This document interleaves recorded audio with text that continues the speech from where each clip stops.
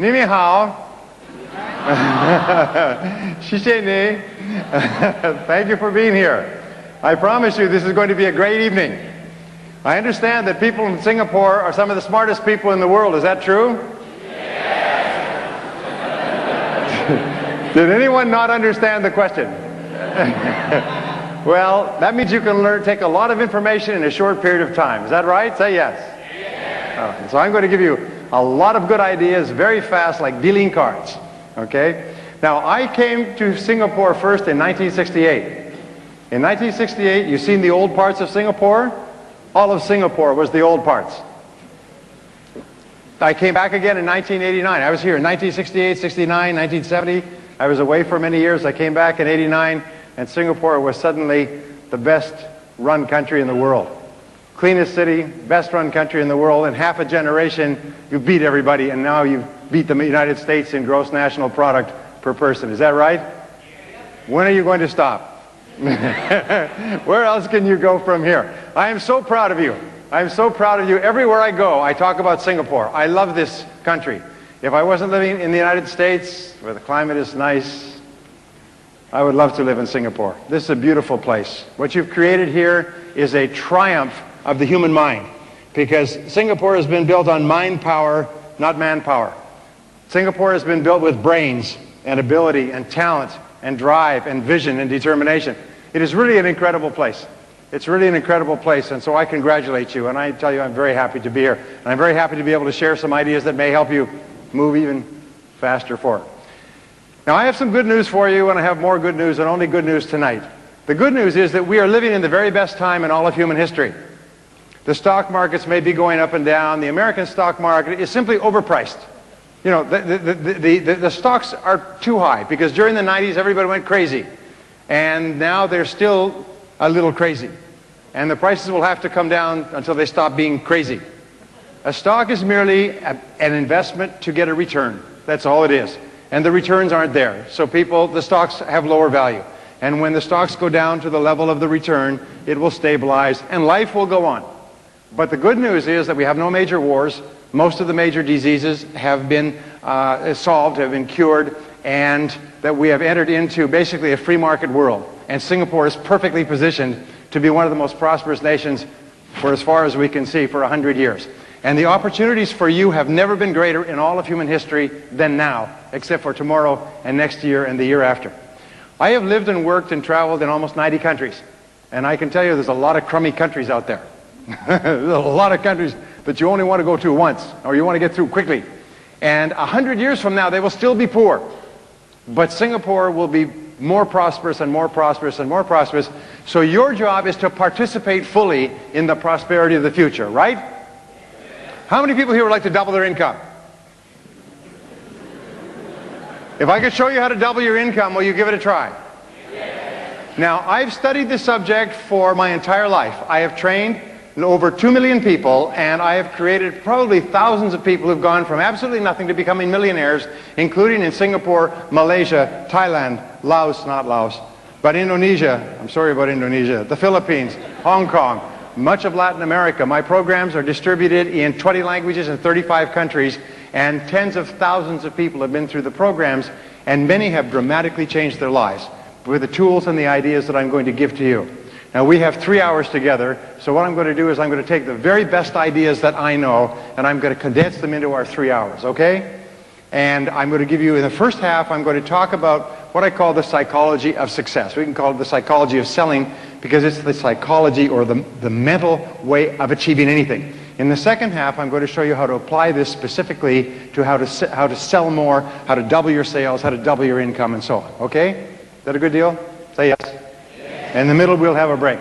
All right? Okay. Now, I started off my life poorly. I did not graduate from high school. I finished in the half of the class that made the top half possible. I couldn't get any kind of a job, so I worked at laboring jobs. My first job was washing dishes in the back of a hotel, small hotel. And then I went to washing cars with a car lot. And then I went to washing floors with a janitorial service.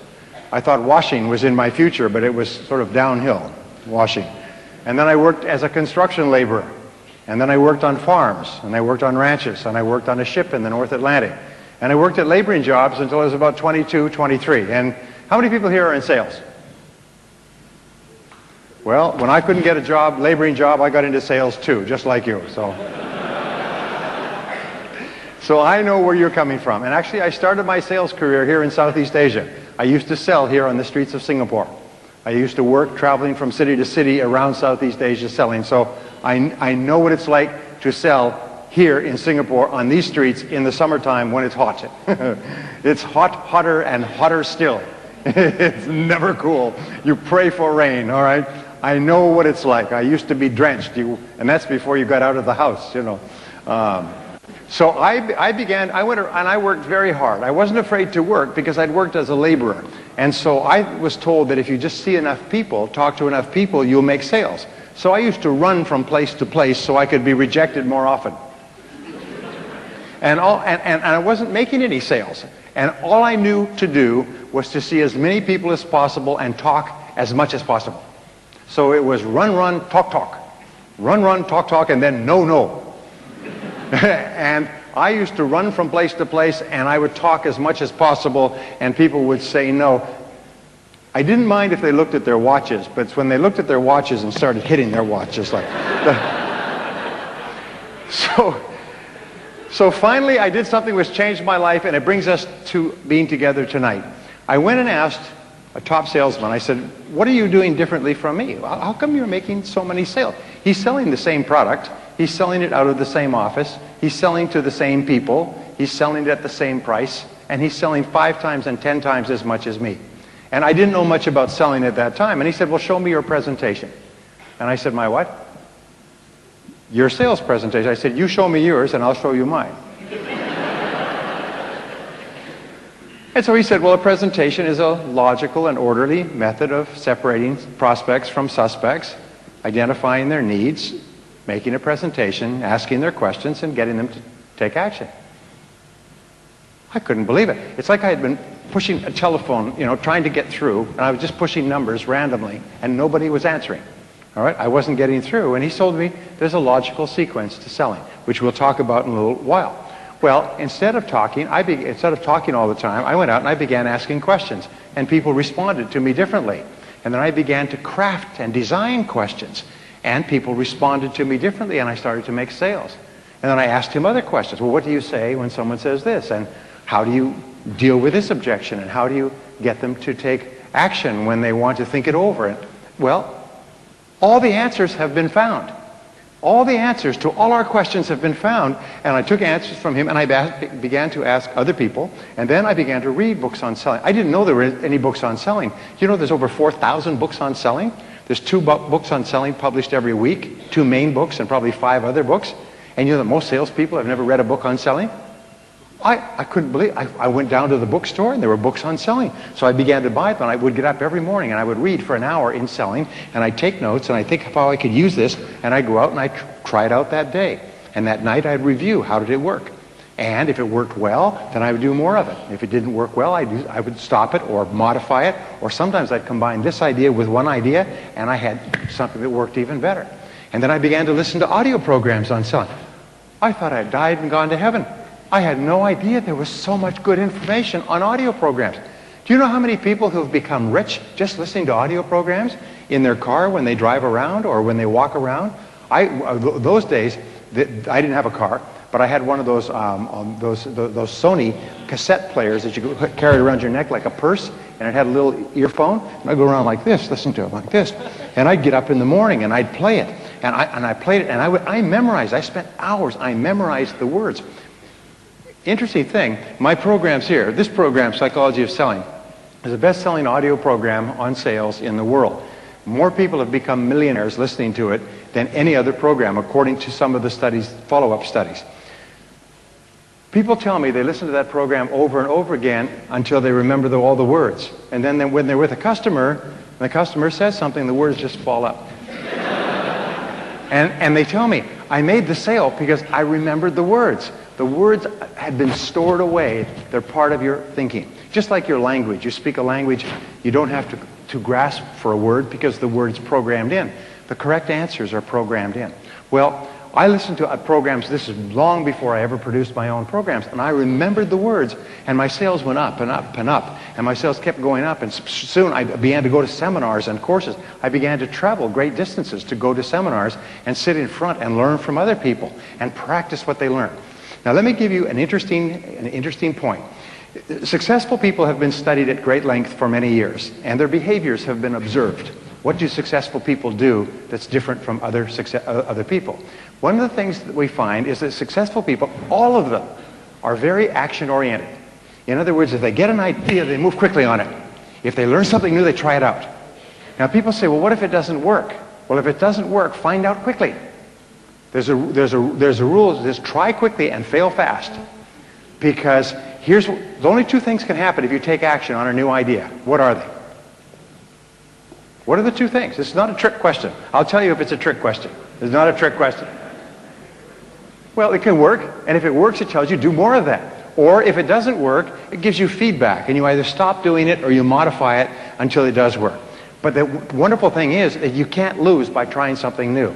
So if you were to take successful people, and there's many studies that have been done on this, if you could only look at them through a window and look at a group of people, look through the window, you could tell who the successful people are because they're always in motion. They're always trying more things. They're always active. Unsuccessful people are always waiting for everything to be just right. It's like waiting for a bus on a street where no buses go. They're still waiting. Where's the bus? The bus never comes. Successful people are always taking action. So if all you do is just take more action, just get busier, you'll be more successful. By the way, I'm not going to talk about it today, but does everybody here want to be lucky? Would you like to be lucky? Say yes. Okay. You know, it's a very, very important part of Chinese culture is luck, good fortune. Isn't that true? That's why we like jade. Why do we like jade? Because jade signifies luck. Okay. Now, I studied this for many years, and what I found is that it's not luck, it's what we call the law of probabilities. The law of probabilities says that if you flip a coin, the probabilities are 50% it will come down heads or tails, okay? The law of probability says that if you drive home, there's a certain probability that everything will happen. If you drive home, there's a very high probability you'll be safe, but there's a small probability you'll have an accident. In life, when you get married, there's a probability you'll be successful and happy. There's a probability that you won't. All life insurance, all insurance is based on probabilities. It's based on statistics, okay? So, how do you make your own luck? The way you make your own luck is you try more things. It's very simple. It's like life is a great game of darts, okay? Now, if you only throw one dart at the board, your chances of hitting a bullseye are very, very small because of the law of probabilities. But if you throw dart after dart after dart after dart after dart at the board, what must you eventually do? First of all, even if you're an idiot, you'll eventually hit the board. And if you keep throwing darts, and you keep throwing darts one after another, even if you're an idiot, you will sooner or later hit a bullseye. Isn't that true? So you look at successful people, and one of the things we find about successful people is that they're just average people who try more things. They just try more things. They're more active. They make more calls. In selling, we make more calls. And in life, we just try more things. Now, here's an interesting thing. If you throw darts, how many times will you miss the bullseye? Most of the time. Most of the things you try won't work. The fact is that successful people fail far more than unsuccessful people. In other words, if you throw lots of darts, you're going to miss most of the time. But you don't focus on the misses. As a matter of fact, here's a rule. If you could throw 10 darts and be absolutely guaranteed that 9 would fail, try 9 different things in life, make 9 calls, and be absolutely guaranteed that 9 out of 10 calls that you make, 90%, would fail completely, but 1 would be a big hit. If you could be guaranteed of a 90% failure rate with a 1% success rate, what would that mean? It means you'd be one of the most successful people alive. Isn't that true? Because then all you have to do is say, whoa, let's start, because, in other words, increase the probabilities. And then people say, boy, you're sure lucky. No, I'm not lucky. I just saw more people. I just tried more things. Now, every time you learn something new, it's like throwing another dart. Every time you read a book, listen to a tape, come to a course like this, it's like adding more darts to your bag, so you have more darts to throw. And so an average person who's got more darts to throw will be more successful than a genius who's got very few darts to throw. So it's really important. Well, and I'm getting off the track, but you can make your own luck by simply throwing more darts, by trying more things, by doing what you're doing tonight, by coming here. And my job is to give you a whole bunch of darts, okay? Because the law is that if you try enough things, you will be a big success. If you try enough things, because human beings are learning organisms. In other words, we're always learning from our experiences. We're learning at a conscious level and even at an unconscious level. But you cannot help but learn. You're just learning all the time. So even if you're trying things and you're failing, you're still learning at a very fast rate. In fact, you learn more and faster from failure than from anything else. Nobody really learns much from success. But from failure, you get real smart. Like burning your hand. you learn very fast. Okay, there's a story I have to tell you. It's up in Montana, in California, in the United States. In Montana, they raise a lot of sheep in Montana. And this fellow has a sheep ranch that he got from his father. And the city starts to expand out, and they buy out his sheep ranch to build houses. So he sells the land, and he makes a big profit. And he decides that he'll go down to Los Angeles, which is a long way. It's like going from here to Bangkok. He'll go down to Los Angeles. He'll go to the big city. He's never been to the big city before in his whole life, but he wants to go to the big city and see it now that he has all this money. He's always been on this farm raising sheep. Well, he buys a plane ticket, gets onto the plane, he's sitting there, and he's sitting next to a businessman. The businessman's working away. He's got a computer working away, and he feels a little bit awkward because he's just a farm boy. And this businessman's working away, and he's kind of crossing his legs like this, and he crosses his legs, and he notices there's 2 sheep turds in his cuff. And he goes, and he reaches down, and he picks them up. He's got them in his hand like this, and he doesn't know what to do. He feels kind of embarrassed, and he's looking around, and the businessman says, "What do you got?" He says, "What?" He said, "What do you got in your hand?" He said, "Nothing." He said, "Come on, what do you got?" He said, "Well, these are, they're pills." He said, "Well, what kind of pills are they?" He said, "Well, they're smarten up pills." He said, "Smarten up pills?" He said, "Yes, I'm going to Los Angeles for a big business meeting, and I always take a couple of smarten up pills with me, so I'm really smart when I go to my meeting." The guy says, "Well, I'm going to a big meeting, and I need something like that too. Give me one of those pills." And he said, "Well, I don't think you'd like it." He said, "No, come on, you got 2 of them. Give me one. I really need it. I've got a big meeting coming up." He said, "Well, all right." So he gives him one, about this big. Guy takes it, goes. He said, "That tastes like a sheep turd." He said, "See, you're getting smarter already." Well, our goal today is for you to get smarter throughout the day. Anyway, so I began asking these questions. Why are some people more successful than others? And let me make sure we get this. Okay. And what I learned was the law of cause and effect. Now, the law of cause and effect is the great law of life.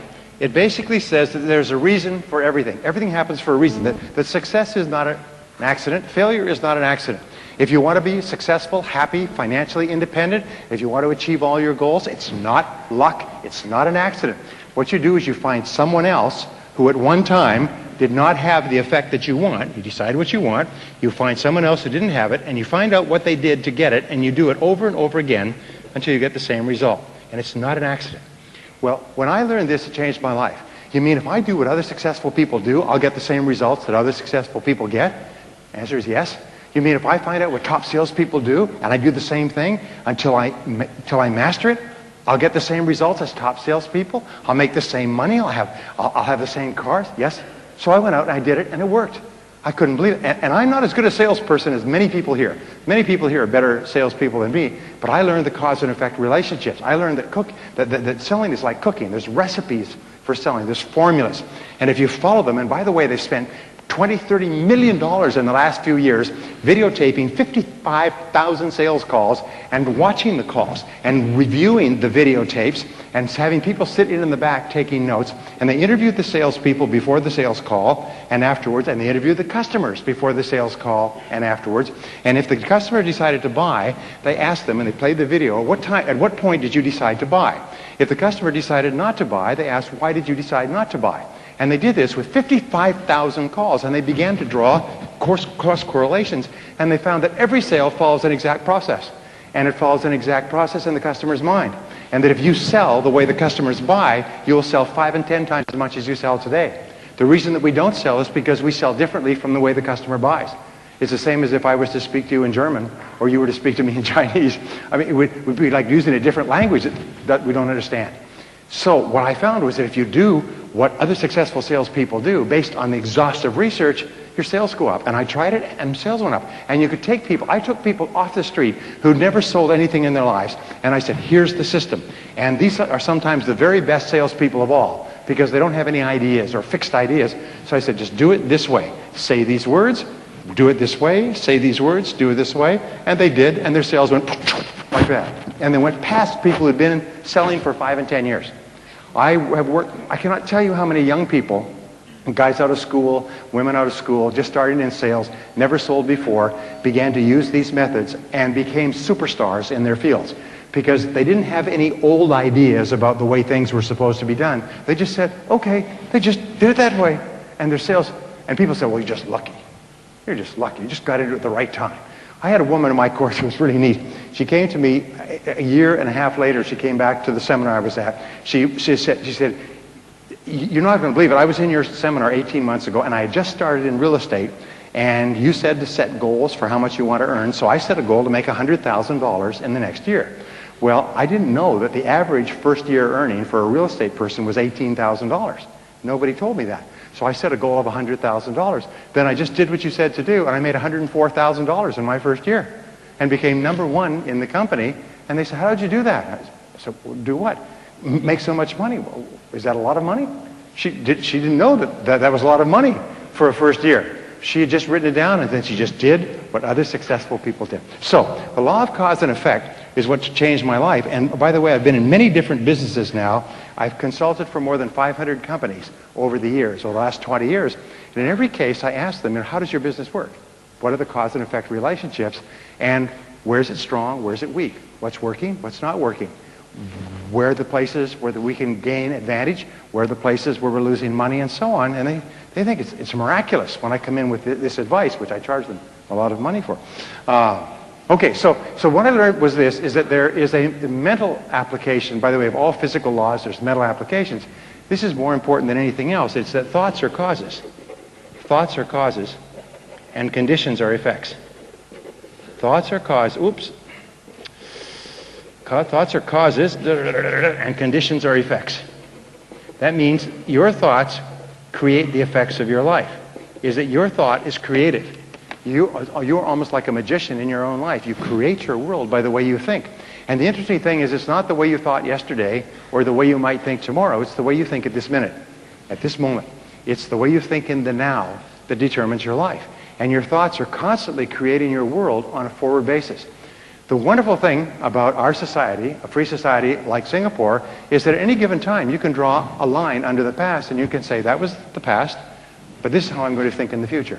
And your whole life, just like turning the wheel of a car, goes in a different direction. If you change your thinking, you change your life. And when I learned this, you mean your outer world merely reflects your thoughts? Your outer world is merely an image of your inner world? Is that you keep attracting into your life people and circumstances in harmony with your thinking? Is that everything you have in your life you've created by the way you think? And that if you don't like anything, you can change the way you think and attract something different? Yes, all of that's possible. And once you learn that, you realize there's only one thing in the universe over which you have complete control. What is that? You only control one thing in the world. What is it? You can control your thinking. You can't control other things. You can't control the traffic, and you certainly can't control the weather, but you can control your thinking.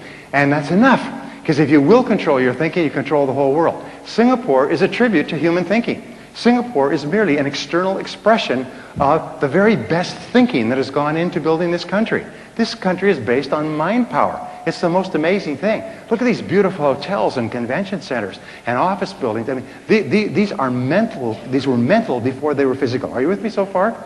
It's really important to understand that. It's kind of an overwhelming thought. I had a hard time with it when I was in my early 20s. You mean my life, which was not that great, has been created by myself? Yes, it's been created by myself. So I said, well, then I'm going to start to get my thinking in harmony with what I want, rather than keep thinking the old crummy thoughts. Right, so thoughts are causes, conditions are effects.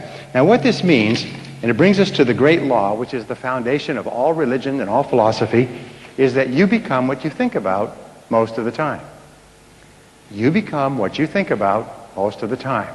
This is the underlying principle of all religions, all philosophy, all psychology, all success, all metaphysics. Everything is you become what you think about most of the time. So the question is, what do you think about most of the time? By the way, this law is always true, except there are a couple of exceptions. If there weren't exceptions, then every young man would turn into a young woman by the age of 20. But nonetheless, you do become what you think about most of the time. Now, by the way, one of my subjects when I was poor is I began to study self-made millionaires. Self-made millionaires are people who start with zero and within one working lifetime pass the $1 million mark. Now, it's a little bit easier in Singapore. Maybe it's a little harder. But we're talking about U.S. dollars. But the way your currency is going, it's going to be the same pretty soon, isn't it? I remember the old days. I remember the old exchange rate. But here's the point. I studied self-made millionaires. These are people who started with nothing. They started with no money and maybe limited education. Sometimes they were brand new immigrants. Sometimes they couldn't speak the language. And they made more than $1 million. So tens of thousands of them have been studied over the years to find out what they do differently. And wouldn't that be a good thing to know, by the way? Say yes. I mean, if you want to be a self-made millionaire, I can promise you this. If you don't know how they think, you can't make it. In other words, if you want to go somewhere but you don't have a map, you can't get there. So I began to study them, and I found, what do you think self-made millionaires think about most of the time? They think about becoming financially independent. Because financial independence to them is very important. They want to reach the point where they don't have to worry about money. After that, they will spend. What do you think poor people think about all the time? They think about how little money they have and think about spending everything they have. And everything they can borrow or put on credit cards. So self-made millionaires are always thinking in terms of financial independence. Poor people are always thinking about how poor they are. Now, if you want to become a self-made millionaire, starting point is begin thinking about financial independence. And I'll talk about this in just a second. So, go back to my question. What is it that successful people think about most of the time? Come on, this is real simple, but it's really important. What is it they think about most of the time? Success. You're right. They think about what they want most of the time and how to get it. Now, these are the two turning points in your life. Think about what you want and how to get it. What is it that you really, really want, and how do you get it? And that's what they think about most of the time. And if you think about what you want most of the time, you start to move toward it, and it starts to move toward you. If you think about how you can get it and what you can do to move faster toward it, you begin to see all kinds of ideas. You all know these things about the brain, but the fact is, if you plant an idea in your brain, you suddenly start to see all kinds of possibilities to achieve the idea. Successful people are successful because they think and talk about what they want. Unsuccessful people are unhappy because they think and talk about what they don't want. They think and talk about the people they're mad at and their bad experiences and their bad luck and their bad job and just shut up. They whine and cry about their situation, but successful people are thinking about what they want and how to get it most of the time. Now, in a University of Pennsylvania study, they put together millions and millions of dollars, and over a 22-year period, they studied 350,000 salespeople all over the country. And they interviewed them to find out what they thought about most of the time and how they thought about things most of the time. Now, this is a very important point, by the way. It's what you think about, the thought itself, multiplied times the emotion, how you think about it, equals the result. Here's an important point. If you think about money, but you think that people who have money are no good, you'll always be poor. One of the things I tell people is never criticize successful people. When people have a lot of money, don't say, well, yeah, I'd rather be happy than rich. Well, I've got news for you. The rich are very happy. People don't realize it, it's a little thing. It's very common in society, in all societies, to criticize successful people, to try to pull them down. But I've got some news for you. It doesn't hurt them at all if you criticize them. But it ruins, it destroys all your hopes for success. When you criticize successful people, you drive success out of your life. You develop a negative force field of energy around yourself that repels success experiences. You actually shoot yourself in your own foot, bang, and go around telling everybody what a good shot you are. So don't ever criticize successful people. Admire successful people. Look up to successful people. Are successful people perfect? No. Are you perfect? No. So therefore, don't expect successful people to be perfect. Just look at what they've done to be successful, and if there's something you can learn, learn it. Read their books, listen to their tapes, go to their courses, but don't ever get into conversations criticizing people just because they're successful, because it hurts you. It doesn't hurt them at all, but it destroys your possibilities. And as you know, in society, it becomes very common that people who are successful are pulled down and attacked and so on. Stay away from that, because that's how losers think. And so the emotion is the critical thing.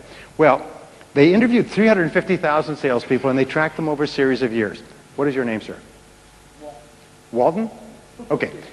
So they say, let's say, Walden, would you join this experiment with us? What we're going to do is we're going to phone you on an irregular basis. Every few days, somebody will phone you, and they'll just ask you, what are you thinking about right now? And whatever it is, just tell them what you're thinking about at that moment, okay? So they would do this experiment with all of us. They hire university students to do this. They give them free beer and pizza, for which university students will do anything, okay?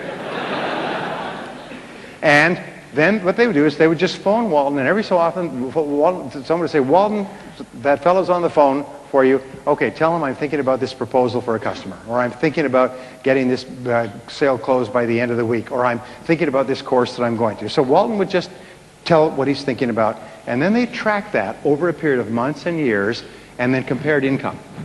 And they found an interesting thing. A pattern began to emerge. Is the highest paid salespeople had a particular thinking pattern that was different from the lowest paid salespeople. And they found that it was consistent. Now, they found there was one quality that top salespeople have more than any other single quality. It's the highest quality of all, and it was kind of predictive of success. It actually predicts success in life more than any other single thinking quality. Can you guess what it is? Go ahead. Can't be wrong. Don't worry. Don't be shy.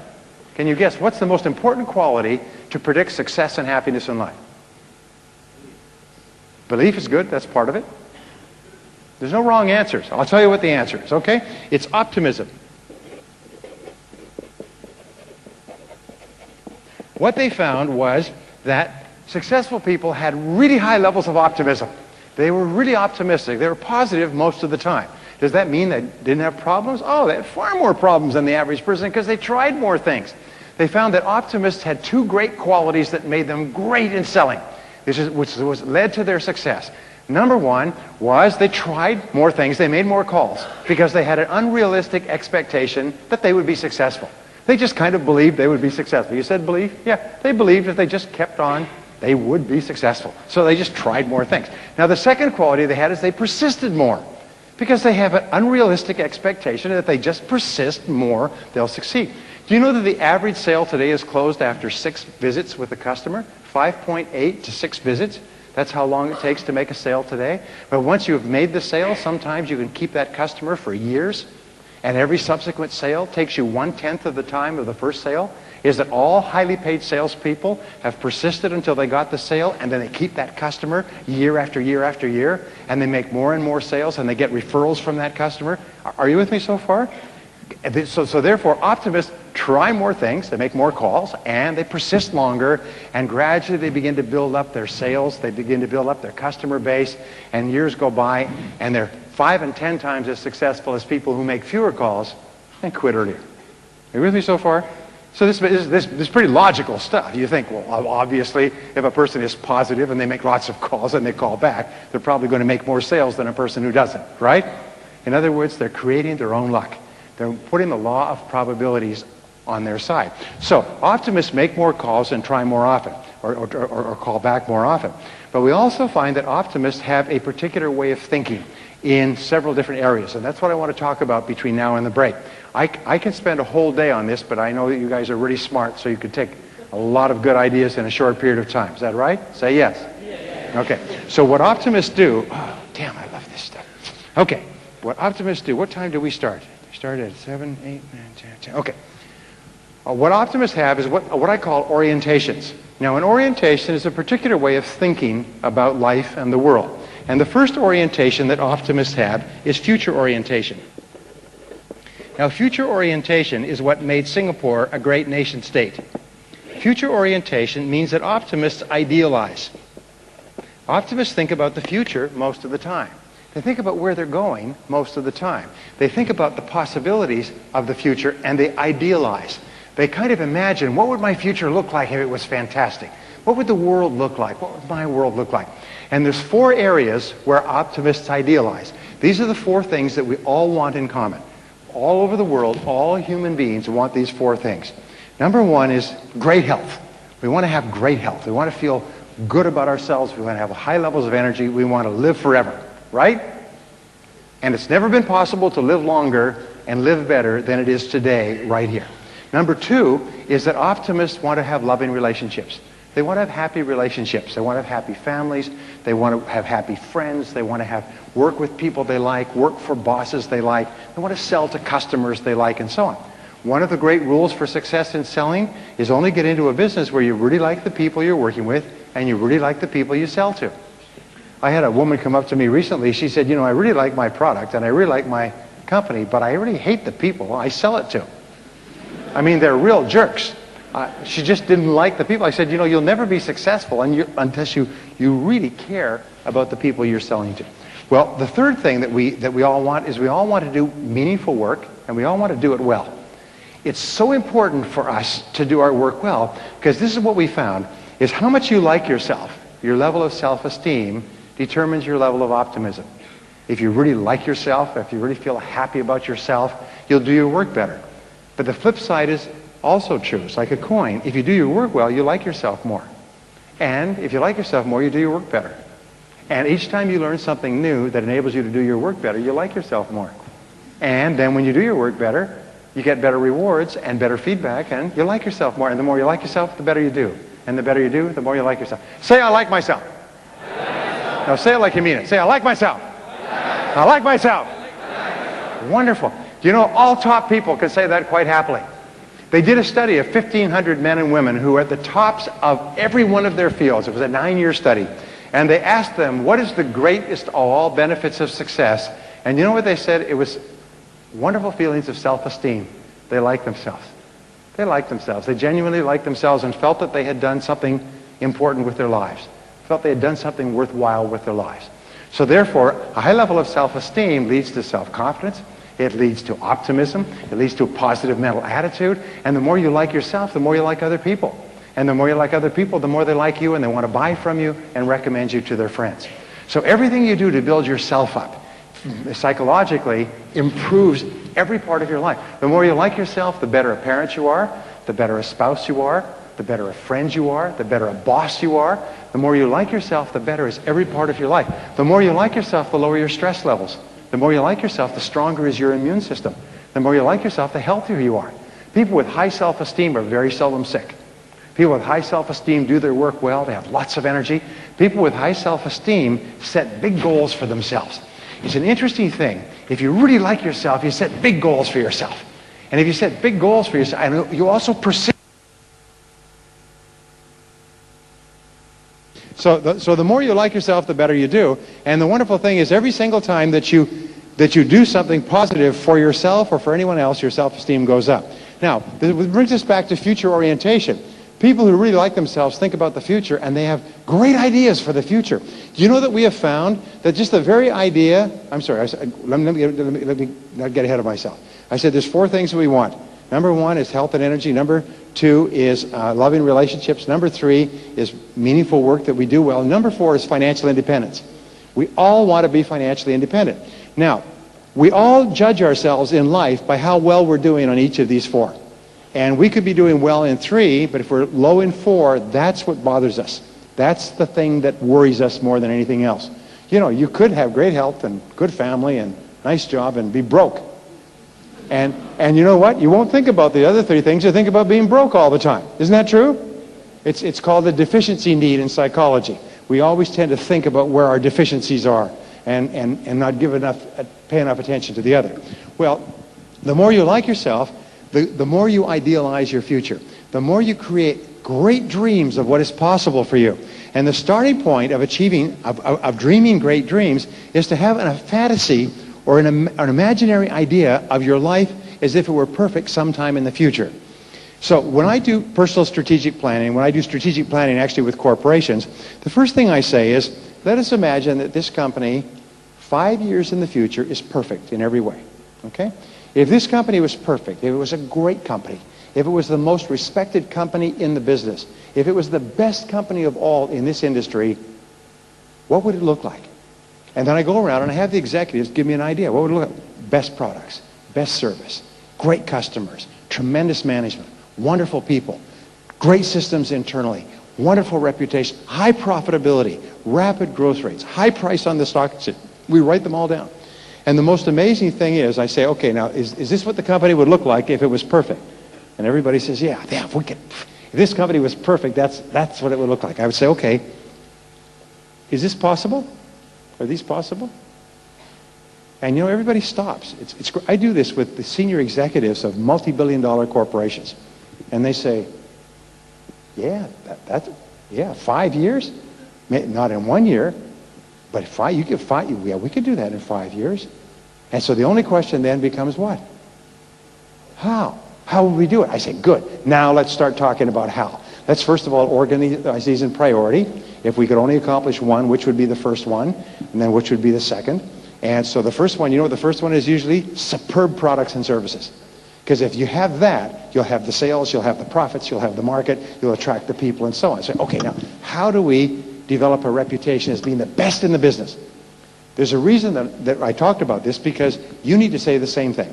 If your life was perfect in 5 years, if your health was perfect and your family was perfect and your work was perfect and your financial situation was perfect in 5 years, what would it look like? What would it look like?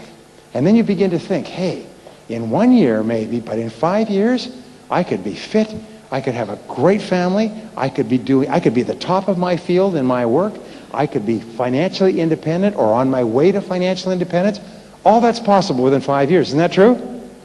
Now, here's an interesting point. Are you ready? The time is going to pass anyway. The 5 years is going to go past anyway. You know, 5 years from now, 5 years will have gone by. You'll be 5 years older. The only question is, what are you going to do in the meantime? Well, here's my favorite word in success. My favorite word in success is the word clarity.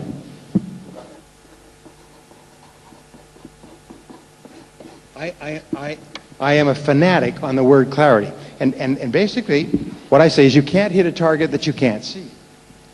So your job is to be absolutely clear if your life was perfect. If you're married, sit down with your spouse and create what is called a dream list. And just say, these are our dreams for the future. And just write down everything you'd like to have in your life if you had no limits. If you had the power to achieve anything. If you could wave a magic wand over your life and have 3 wishes, what 3 wishes would you want? Health, happiness, money, financial independence. Here's the point. If you can dream it, you can do it. If you can write it down, if you can imagine it and write it down, then the only question you ask is how? You say, how do we do it? And then what you do is you say, now who else has got what I want? And who else at one time didn't have it and now they have it?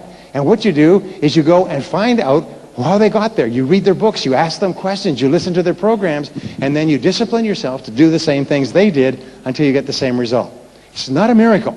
Success is not, there's just far too many successful people in Singapore who started with nothing for it to be luck or an accident or a miracle. There's a system going on here. Like somebody's got the phone number and they're getting through on a regular basis. Your job is to find out the phone number. My daughter is going out with a young man, and his father is a lawyer. The lawyer is a corporate lawyer, and they set up they did all the papers for a restaurant. And the founder of this restaurant was very arrogant. He said, this is going to be the best restaurant in Los Angeles. This restaurant is going to be so good, we're not going to advertise this restaurant, and we're not even going to have the phone number in the book. In fact, this restaurant is going to be so good that people are going to keep the phone number. And the only way that you can get a reservation is if you know the phone number. And so you'll have to know somebody who knows the phone number. And you know something? Within 1 year, that restaurant was packed.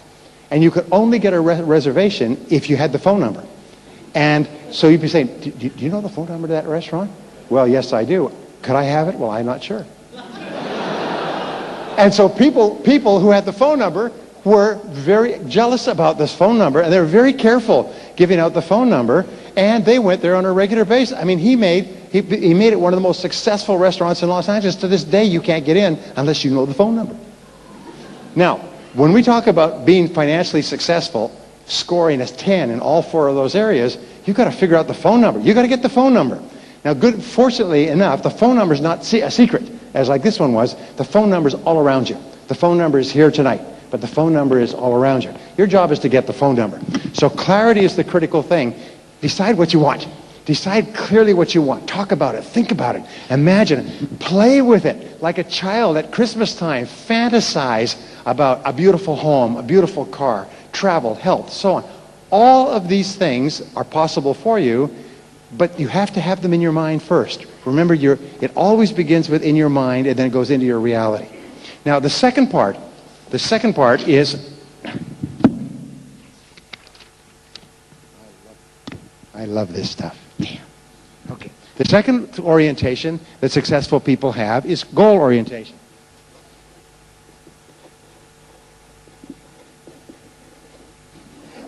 Now, goal orientation means that they have very clear written goals that they work on every single day. So I'm going to give you a homework exercise. If we had more time, I would take you through the exercise here. We may do this at a later seminar, but what I want you to do is I want you to take a piece of paper like this when you get home tonight. I want you to promise me you'll do this. If you'll do this, I promise you it will have a major impact on your life. No exceptions. Take a piece of paper like this, write the word goals at the top, and write down at least 10 goals you want to accomplish in the next 12 months. Before you go to bed tonight, this is your homework assignment. Go home, sit down, write down the 10 goals. You promise me you'll do that? Say yes. Yes. Even if you're lying, some of you would say like this. I'm not saying anything. I ain't writing no goals. Might work. You know, it might get me out of my rotten old broken down car, my crummy job. I ain't writing down no goals. It might take 3 minutes of my life. I'm not doing it. Now here's the important point. Writing down these goals takes 2 to 3 minutes. Actually about 3. If you write down 10 things that you want to accomplish in the next 12 months. Now all you have to do then is take this piece of paper, fold it up, put it away somewhere where you won't see it for a whole year. You know, like in your Bible or something like that. Take it, put it away for a whole year, and at the end of the year, you take out this list and open it up, and you'll be both happy and sad. You'll be happy because 8 of your 10 goals will have been accomplished in the most amazing ways. And you'll be sad because you'll wish you had written more goals and bigger goals. Now, does this work? Yes, it works everywhere. Has anybody ever done this, by the way, written down 10 goals? Everybody ever done it? Does it work? Everybody will tell you it works. People go home, and managers go home and they have all the staff sit down and write down 10 goals. Parents go home and have their kids write down 10 goals, or have their spouse write down 10 goals, and their whole lives change. Now, it's not that it takes at the end of 12 months, suddenly, bing, you achieve the goals. The goals start to come true at a rate that is absolutely amazing. People come to me and they say, my whole life has changed in the last 30 days. All kinds of things have happened. They've changed jobs. They've changed relationships. They've gotten a new house. They bought a car. They've taken a trip. And they're all things they wrote down. So your homework assignment is to write down 10 goals. And you can write down more if you like. Before I came over here, I'm staying at the hotel across, I wrote down my 10 goals. I do it every single day. I just write them and rewrite them. I carry a school notebook, a spiral notebook with me, and I just write down my goals every day, because that just burns them deeper and deeper and deeper into my subconscious mind. And it's the most amazing thing. It costs you 3 to 5 minutes a day, but the power on your life is phenomenal. If all you'll do from this day is you write down 10 goals, and then instead of putting them away for a year, just review them on a regular basis, and the only question you ask is what? How? How can I achieve the goals? How? The question how makes you an optimist. The question how raises your self-esteem. The question how unlocks your creativity. The question how makes you powerful. When you look at your goals, say, okay, I can have these. I can have more money, better health, greater travel. I can do all these things. Good. The only question is how. But here's the interesting thing, is that even if you didn't do these things, I had a man come up to me at a seminar recently, And he said, Bryan, he said, I was at your seminar 6 months ago. He said, you gave that exercise about writing the 10 goals, and while you were talking, I was so excited, I wrote down 18 goals. And then I took the list home, I did what you told me, and I hit it. He said, I hit it so well, I couldn't find it again. Now, he said, the interesting thing was, I took the list from the seminar, I folded it up, took it home, and hid it. I didn't even look at it again. 2 weeks later, I moved to a new house. And when I was unpacking, I found the list. And I opened the list. And he said, I had to sit down to read it. He said, 11 of the 18 goals had been achieved in 5.5 months. One was to get a better job, which I had. One was to earn more money. I'm making more than I ever made. One was to get a new car. The new car came with the job. One was to get a new house. I just moved into the house because I could afford it. One was to lose weight. One was to take a trip. One was to learn a subject. One was to fix a relationship. But he said these were life goals, and I'd accomplished 11, and I'd almost accomplished 4 more. He said, in less than 6 months. And I lost the list. See, the interesting thing is when you write down the goals, writing a goal down actually programs it into your subconscious mind. So even if your conscious mind doesn't even remember the list, your subconscious mind's got it now, and it works 24 hours a day to bring it into your life. Please trust me on this. It's life transforming. And I've spoken all over the world and given this exercise. I've never had anybody say it didn't work. The only things they say are, it was incredible. The results on their lives were explosive. They could not believe it. So will you give it a try? Say yes. Yes. Okay, I'm trusting you. I'm coming over to your house tonight. You know, I'm going to wake up. You're going to hear that banging on the door. Bang, bang, bang. Show me the list. No list? We'll have to have a talk. Okay, so goal orientation. Now, the third orientation is excellence orientation. In order to achieve something you have never achieved before, you have to be good at something you've never been good at before. You have to develop skills you've never had before. So remember, your job, and I've got some good news and more good news. When you come into this room, you are automatically in the top 10% of people in our society. You're in the top 10% of adults, and I'll tell you why. Only 10% of people ever come to a seminar like this. Now, the 10% of people who come to a seminar like this are automatically optimists. Nobody came here hoping this would be a bad seminar. If you did, I'll talk to you later. You're future-oriented because you came here to learn something that will help you to be better in the future. Even if you didn't define it that way, nonetheless, in your own heart, you were future-oriented. And that's all that matters. You're goal-oriented because you came here. You had to pay for this seminar. You had to turn off the television. You had to make your way down here, find a parking space, get in here. You're goal-oriented. You're aiming for a target, which means that you're already not in just the top 10%, probably in the top 3% of our population in terms of the future. Now remember, here's one of the great rules for success. It doesn't matter where you're coming from. All that really matters is where you're going. It doesn't matter where you're coming from. All that matters is where you're going. Now your job is, now that you're in the top 10% mentally, and you've got to get there mentally before you get there financially, once you're there mentally, your job is to stay there. Now, this idea of being in the top 10% is a major idea, and let me explain it. When I was growing up, I never thought I could be in the top 10% of anything. I failed in school. I did poorly in school. I got fired from jobs. Try getting fired. I used to pump gas in a gas station. I got fired from that because I wasn't good enough. I got fired from washing dishes. Try getting fired from washing dishes. It doesn't do your self-esteem very much good. I've gotten fired from more jobs than you've had. I mean, it never dawned on me that I could be good at anything. And then I learned something that changed my life. I learned that everybody in the top 10% started where? In the bottom 10%. Everybody who's at the top and doing well was once at the bottom and doing poorly. Everybody who's at the front of the buffet line of life was once at the back of the line. Everybody who's at the top of your field was once not in your field at all. And anything that anyone else has done, you can do as well. It's almost like walking. If I said to you, I will pay you $1 million Singapore dollars if you will walk from here to KL. Physically walk.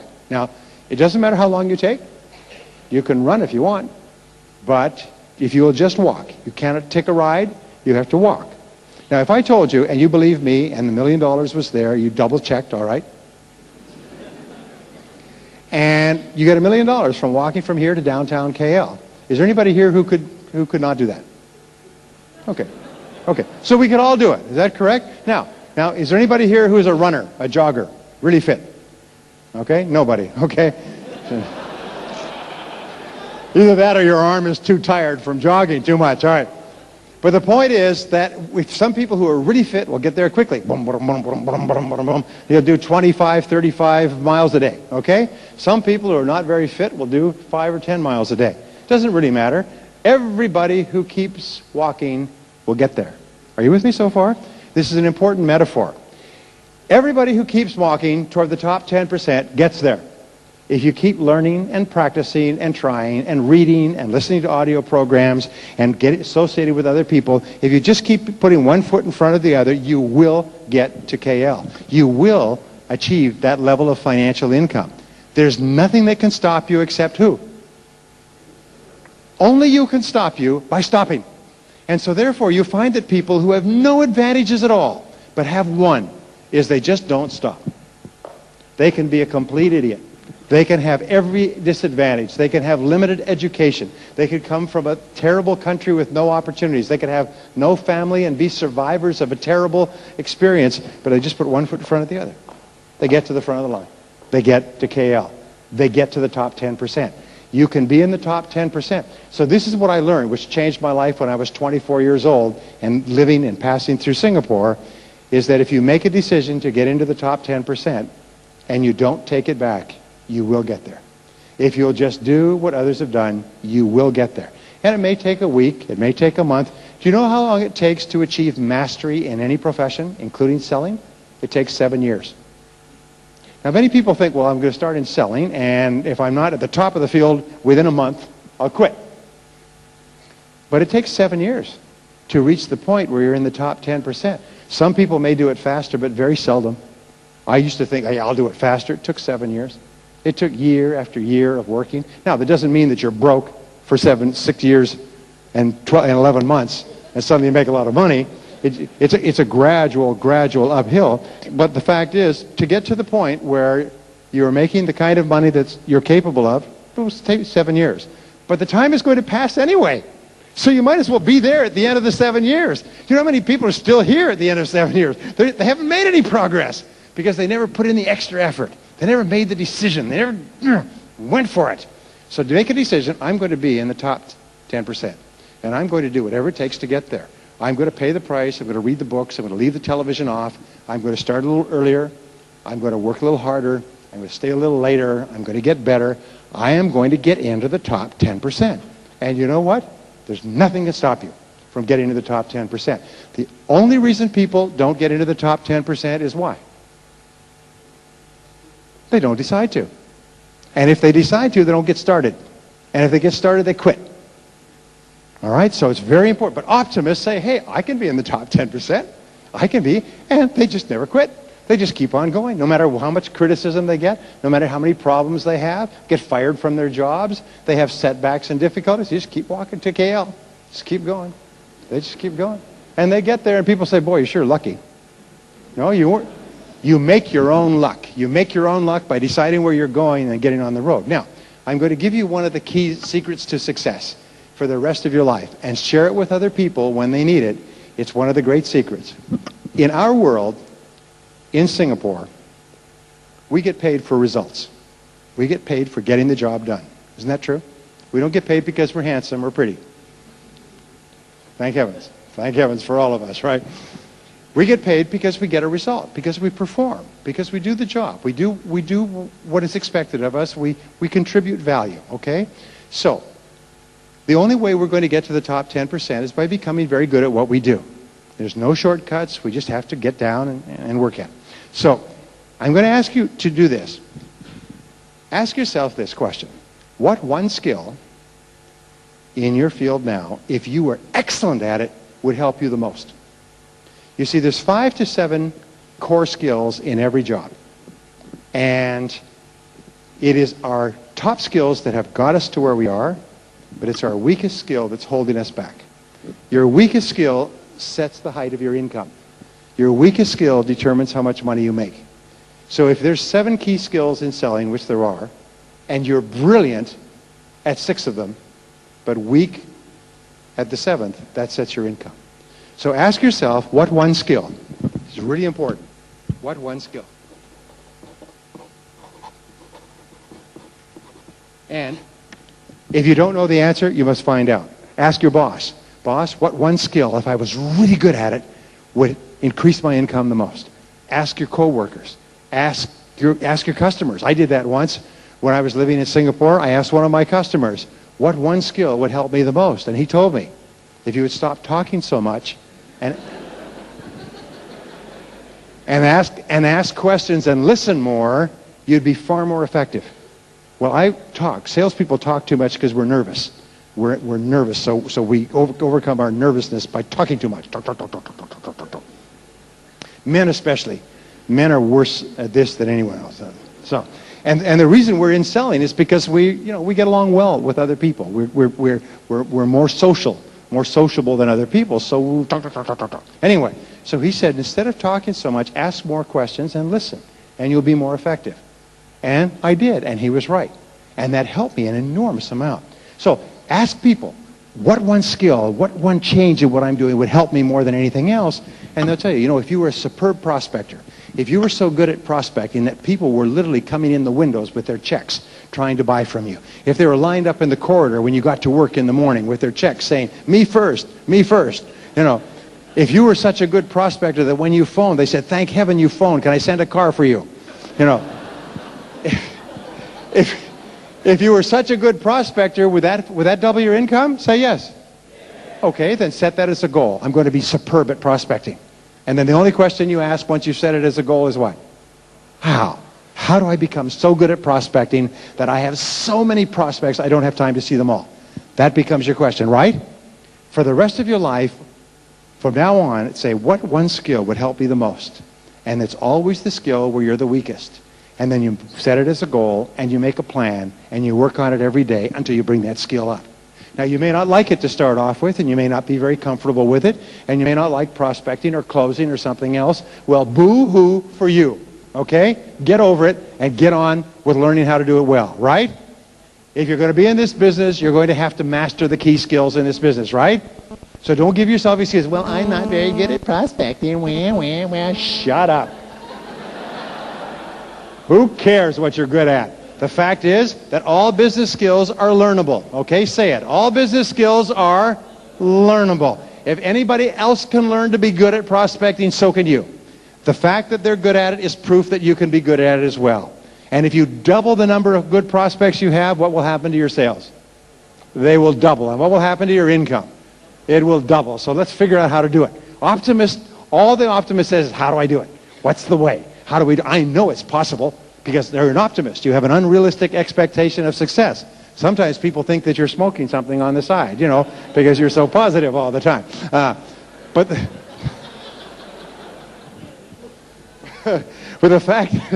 the fact is, anything anyone else has done, you could do. Nobody's better than you. Nobody's smarter than you. Everybody's at the top of their field at once was an idiot. Sometimes those people were at the bottom and people made fun of them and they had no success and they had nothing. Now they're up there and everybody says, ooh, ooh, ooh. Oh. Believe me, anything that anyone else has done, you can do as well. Just make a decision what it is. Be absolutely clear.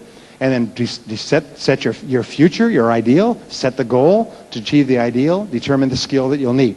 Now here's the fourth orientation. And this is really important. It's called growth orientation.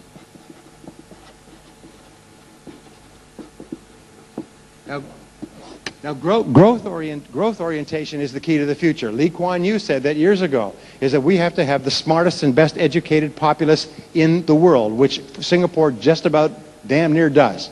All right? Because this is a city-state built on brains. And our people have to be smart. We have to be connected to the internet. We have to be fluent in English. We have to be able to deal in the world market. This is brain power. So this whole country has been built on learning.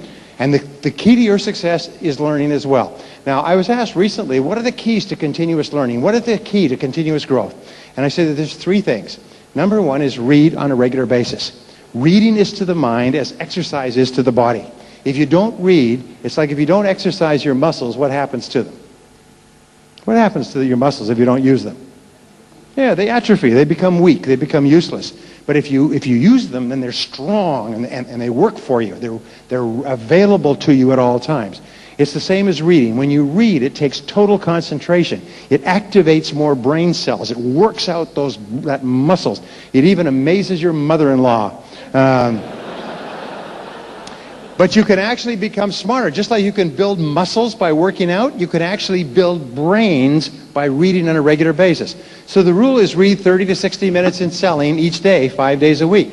If you do that, you'll read about a book a week. That'll translate into about 50 books a year. 50 books a year will make you one of the smartest and highest paid people in sales in your field. You'll go past everybody else in the business. I have been giving this advice since I learned it myself, and I've had people come back to me and say that it just was transforming. It was like waving a magic wand. People who were going in circles and frustrated and broke and living on the floor of their friends' homes and had no money began to read an hour a day, and their sales just took off like a flower blooming in the summertime. So, or in any weather. So, read on a regular basis. Now, the second is to attend all the seminars that you can. Be hungry for seminars. Be hungry for learning experiences. Let me ask you, what is the most precious thing that you have in the whole world? Time. It's your time, because your time is your life. So therefore, when you learn something that can help you jump ahead, you save life. You achieve the same goal in a couple of years that somebody else may take 5 or 10 years to achieve. So always trade money for time or life. And if it costs you a little bit to go to a seminar, pay the money, because you'll get it back 10, 20, 50, 100 times in not only increased income, but also in the years that you'll save to get to the same point. I've never met anybody who's gotten ahead who has done it just by standing there and waiting for it to happen. They've become very aggressive about learning. All of the highest paid people in sales are very aggressive about continuing to learn, as you are. So therefore, attend every seminar you can. Keep an eye open. Listen for them. Watch for them. And go to them. Because the return on your investment is 10, 20, 30, 50 times whatever the cost of the seminar is. Now, by the way, my friends here at Success Resources bring in and do the best seminars in the world. This is not a paid advertisement, but they bring in the best speakers and they organize the best seminars in the business. And so, right? The third thing is to listen to audio programs as you move around. Listen to audio programs on a regular basis. I was here, and my friend may be here, but I was here speaking a few years ago, and a friend of mine came to this seminar. He's a friend now, and he was broke. He was at the bottom of his business. He had started in sales. He had made no sales. He had no money. He was living with his wife in a bedroom in his mother's apartment, and he was at the bottom. He came to this seminar, and I offered a package of audio programs, 6 audio programs. He had no money. But he went home at lunchtime, and he went to his mother-in-law, and he asked her if he could borrow the money. And his mother-in-law loaned him the money. And he came back to the seminar, and he got the audio programs before they sold out, which they always do.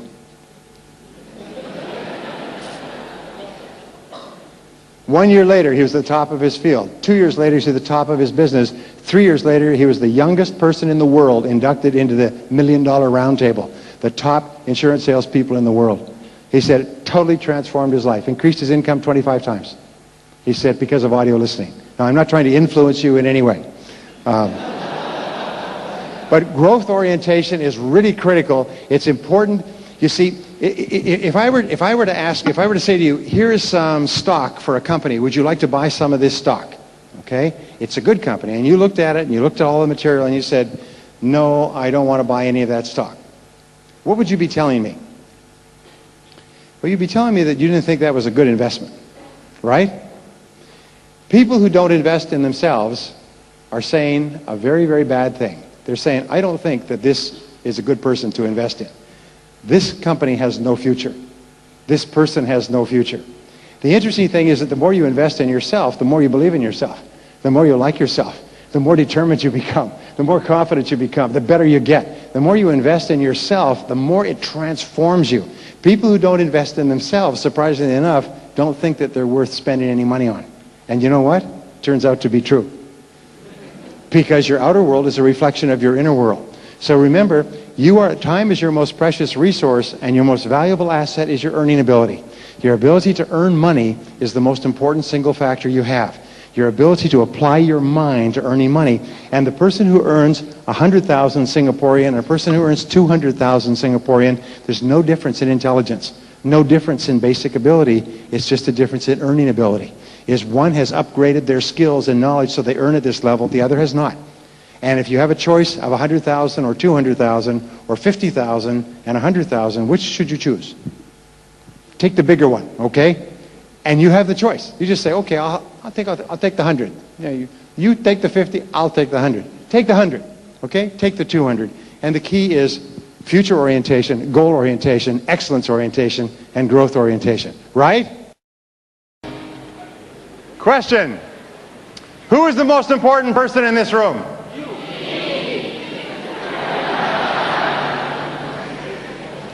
You're right.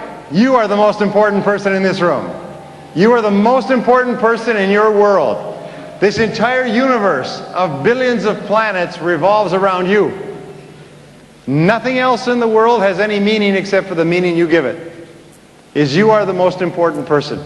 And as we said before, how important you think you are determines everything that happens to you. If you consider yourself to be an important person, you set bigger goals.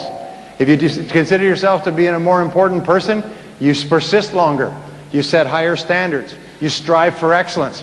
If you think that you're an important person, you treat other people as though they're important as well.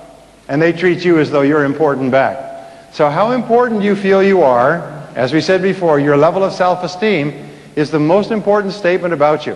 And the wonderful thing is that the more you practice these principles, the more you think about what you want, the more you plan for it, the more you work toward it, the better you get at your work, the better you feel about yourself, and the more important you feel you are. So you actually build yourself up. Just like if you wanted to become physically fit, you do physical work, you work out with your body. If you want to become mentally fit, you do some of the things we're talking about today. Now, second question is this. What is the most important part of today, this seminar? What's the most important part of the seminar?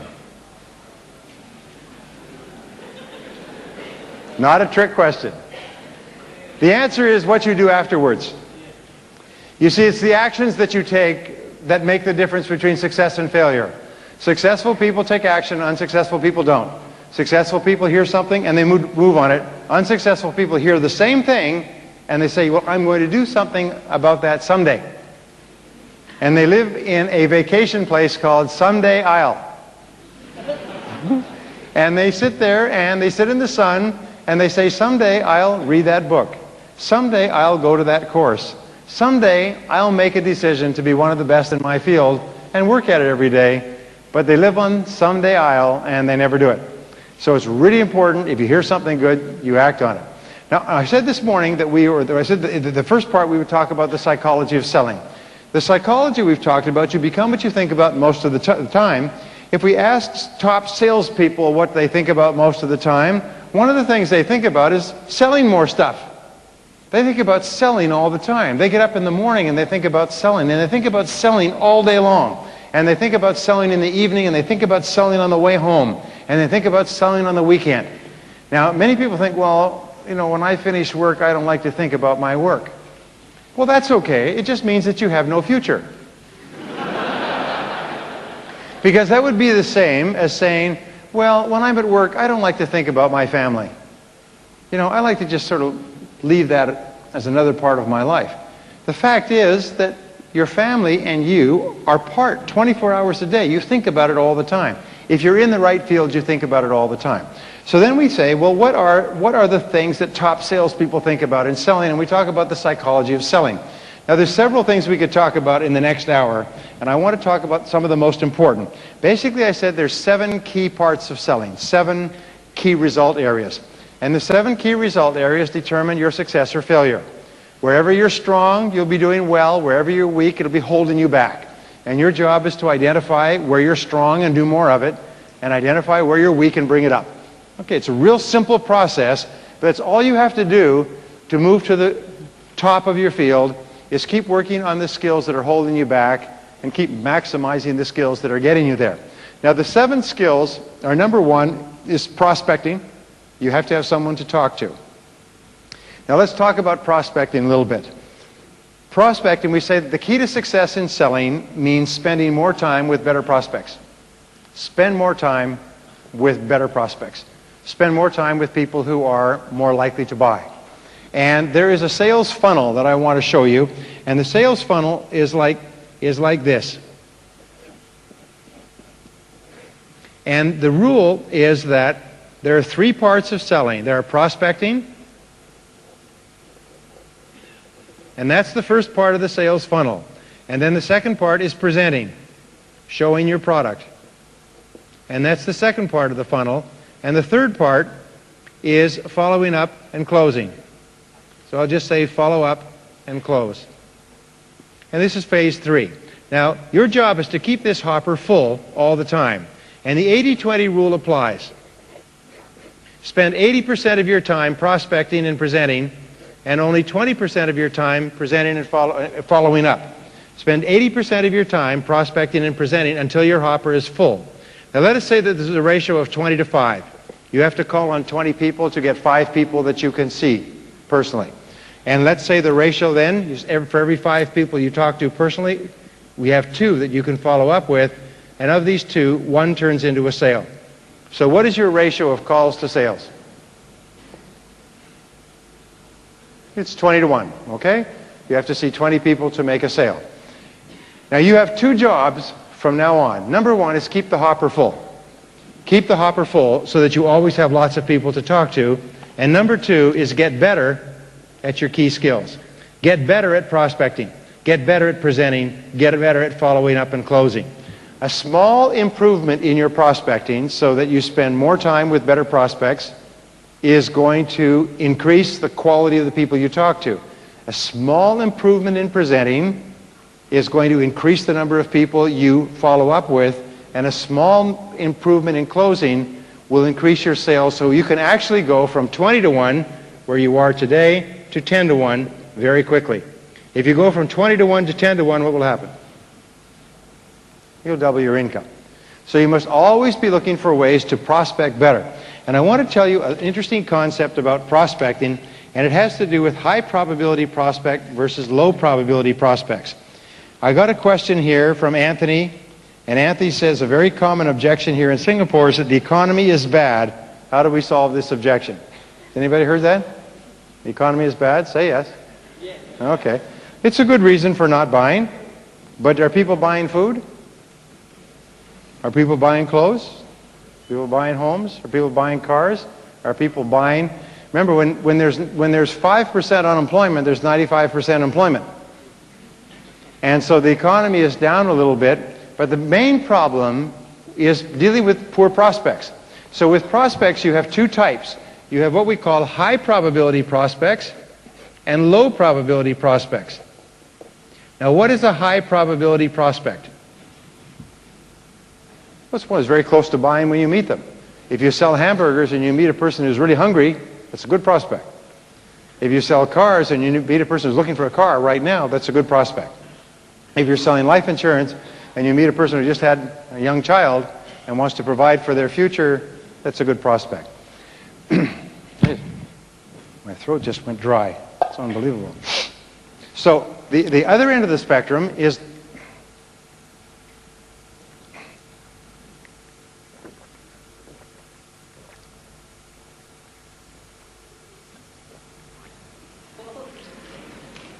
excuse me.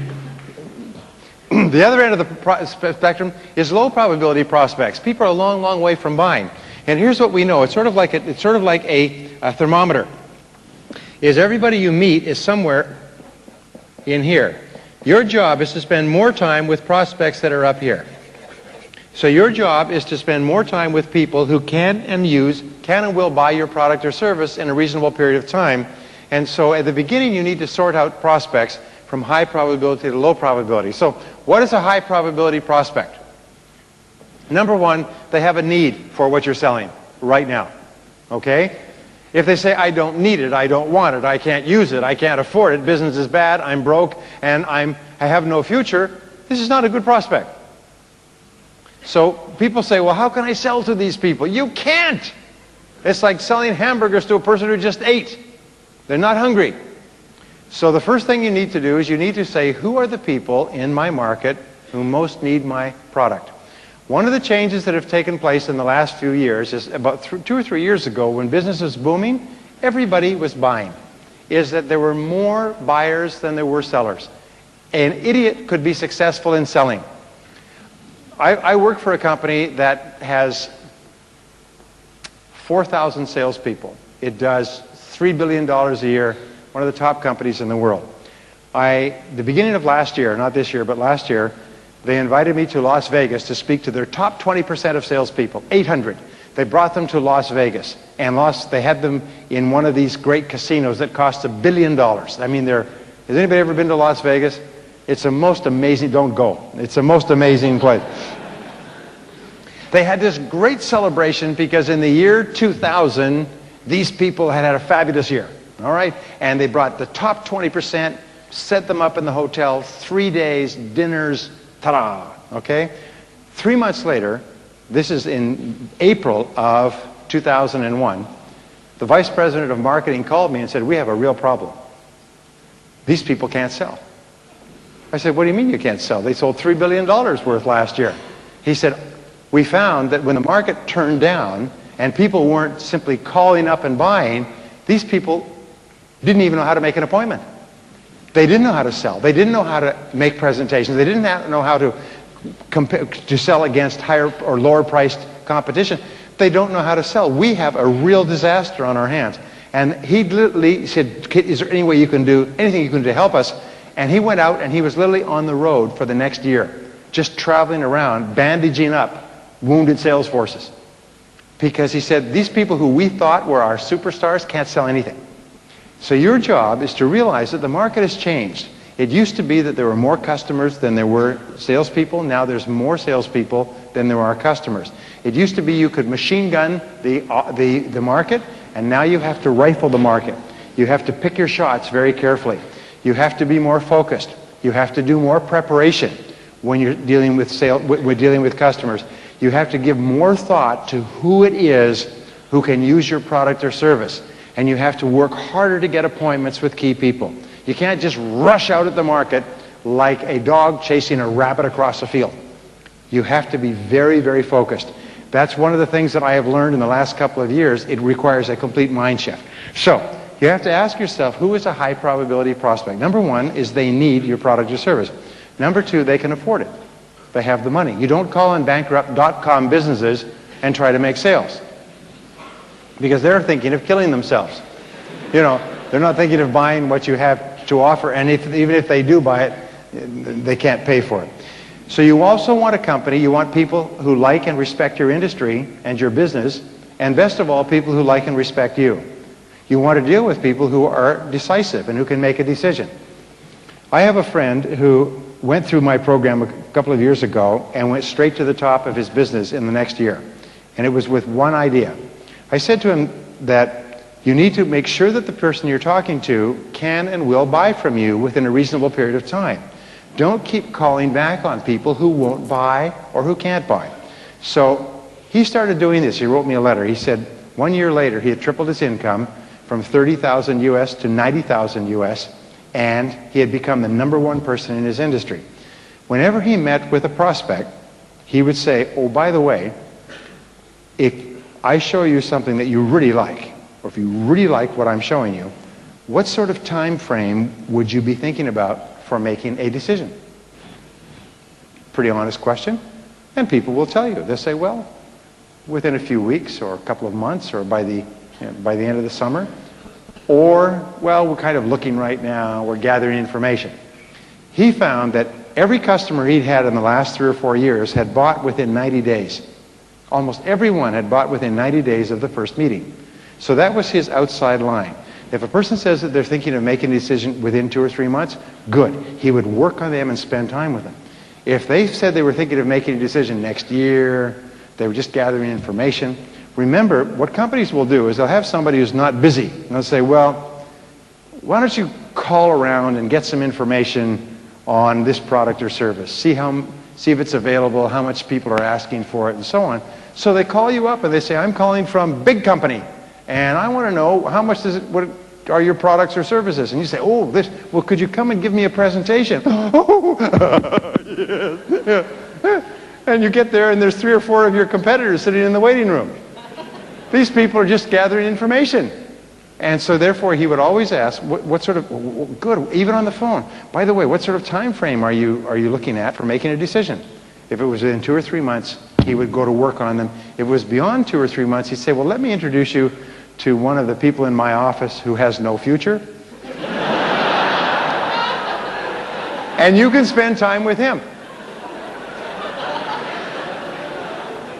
Now, I don't know how it works in Singapore, but let me tell you something that changed my life when I was working here in Southeast Asia. I used to say, finish a sales presentation, and the person would say, well, let me think it over. And I would say, okay, I'll call back. Or he would say, let me think it over, and you get back to me later. And I used to accept, okay, I'll get back to you later, you think it over. I want to think it over, by the way, are the words for goodbye forever. When a person says, I want to think it over, they don't think it over, they say goodbye forever. So I finally, one day, I got so tired of this, I said, I'm sorry, I don't make callbacks. What? I don't call back. Because I've told you everything that I can possibly tell you already. So now at this moment, you know everything you need to know to make a decision. There is no more information. So either it's a good idea for you, or it's not a good idea, but there's no point in thinking it over because you know everything there is already. So why don't you just take it? And the person said, well, all right. And I went to the next office and I said the same thing. Well, let me think it over. I don't make callbacks. Well, then I'll take it. I went to the third office. I made 3 sales in 25 minutes. I was making 1 or 2 sales a week. I made 3 sales in 25 minutes. I almost died. I had to run and go to the bathroom. I was so excited. And then I realized it was me that was causing the problem. As soon as the person says, well, let me think it over, I say, okay, you think it over. Yay, think it over, think it over. Then I spent half my life going back. And as soon as I walked out the door, they went into a 3-year meeting. Do you know what a 3-year? Yes, right. You've been calling them for 3 years. They're still in a meeting, right? I'm sorry, he's still in a meeting. You know.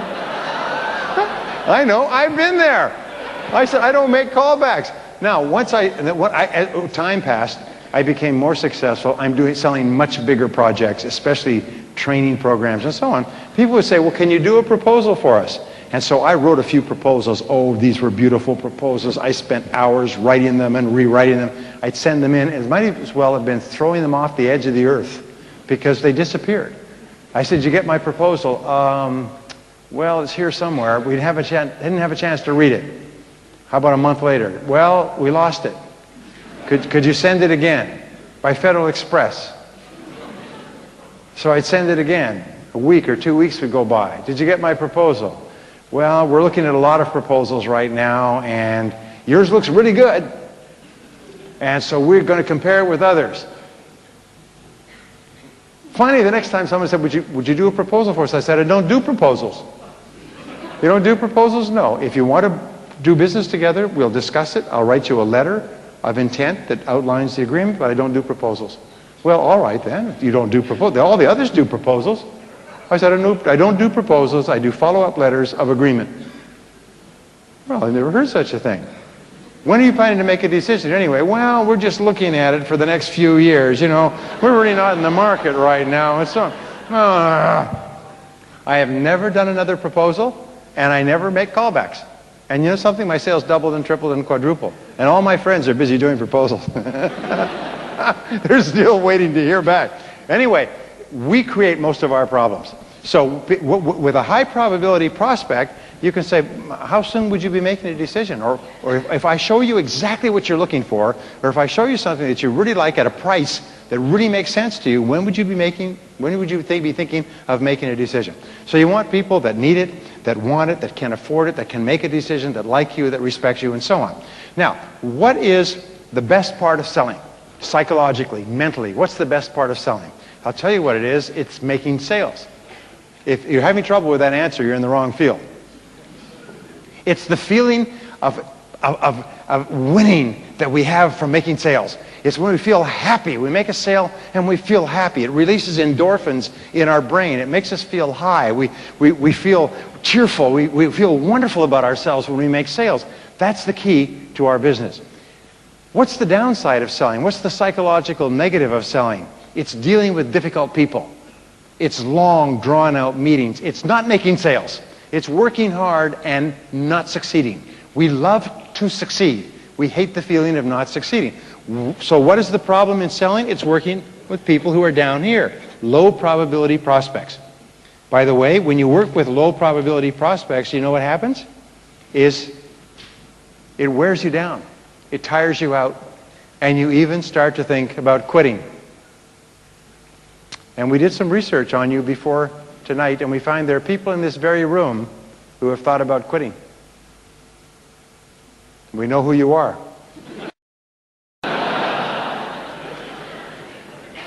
It's okay. Everybody thinks about quitting. We had a bad day, you think about quitting. You had a bad week, you think about quitting until you get something to drink. And you think, well, it's not so bad. Sometimes all you need to do is get a good night's sleep. Sometimes you need to go home for the weekend and just turn off your mind and get rested up again. By Monday, you're back to work again. Everybody thinks about quitting. It's okay to think about quitting. It's even okay to talk about quitting. How many times have you sat at home with your wife, your husband, and talked about quitting? You know, I'm thinking of quitting. You're thinking about quitting? Well, that's a good idea. Why don't you quit? I'm thinking about quitting. It's okay. You're not making any money anyway. Why don't you quit? You know. It's okay to talk about quitting. Just don't quit. All right? Talking about it is a way of getting it out of your system. You sort of you vent, all right? But you just don't do it. You can talk about it and think about it. It's a psychological release. But what causes us to think about quitting is dealing with difficult people, low probability prospects. Now, who is a low probability prospect? A low probability prospect is a difficult person who doesn't really see any need for your product or service. They probably don't have any money anyway, and they probably don't have the authority to buy. Not only that, they criticize you, and they complain about your product, and they compare you unfavorably to your competitors. Well, your competitor's cheaper than you. Your competitor's better than you. Your competitor's nicer than you. We've been dealing with your competitors. We're very happy working with your competitors, and we've heard terrible things about you anyway. In other words, they're negative towards you. They're not in a position to make a decision. Has anybody dealt with these kind of people, by the way?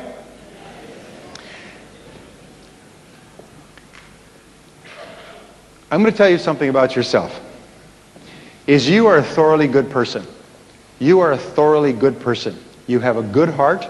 You are honest. You're decent. You're hardworking. You're polite. You're respectful. You're helpful. You want to help people with your product or service. Isn't that true? Say yes. Okay. Then you have the right to expect that other people treat you the same way.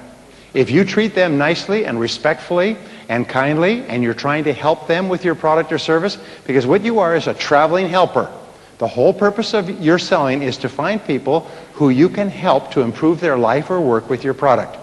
And so therefore you're trying to do them as much of a favor as they would do to you. So you deserve to be treated well. You deserve that people treat you nicely. And if they don't treat you nicely, I hereby give you permission to get up and walk out. Okay? Because it is dealing with difficult prospects that wears us down. It grinds us down. I'll tell you a quick story. General George Patton was in charge of the Third Army in World War II. Now, you may be familiar with military history, but he was the most effective tank commander, combat general that the Americans had. He was very, very formidable, very good, very fast, very clever, and was able to capture something like 350,000 German troops in a series of brilliant maneuvers that have never been matched before.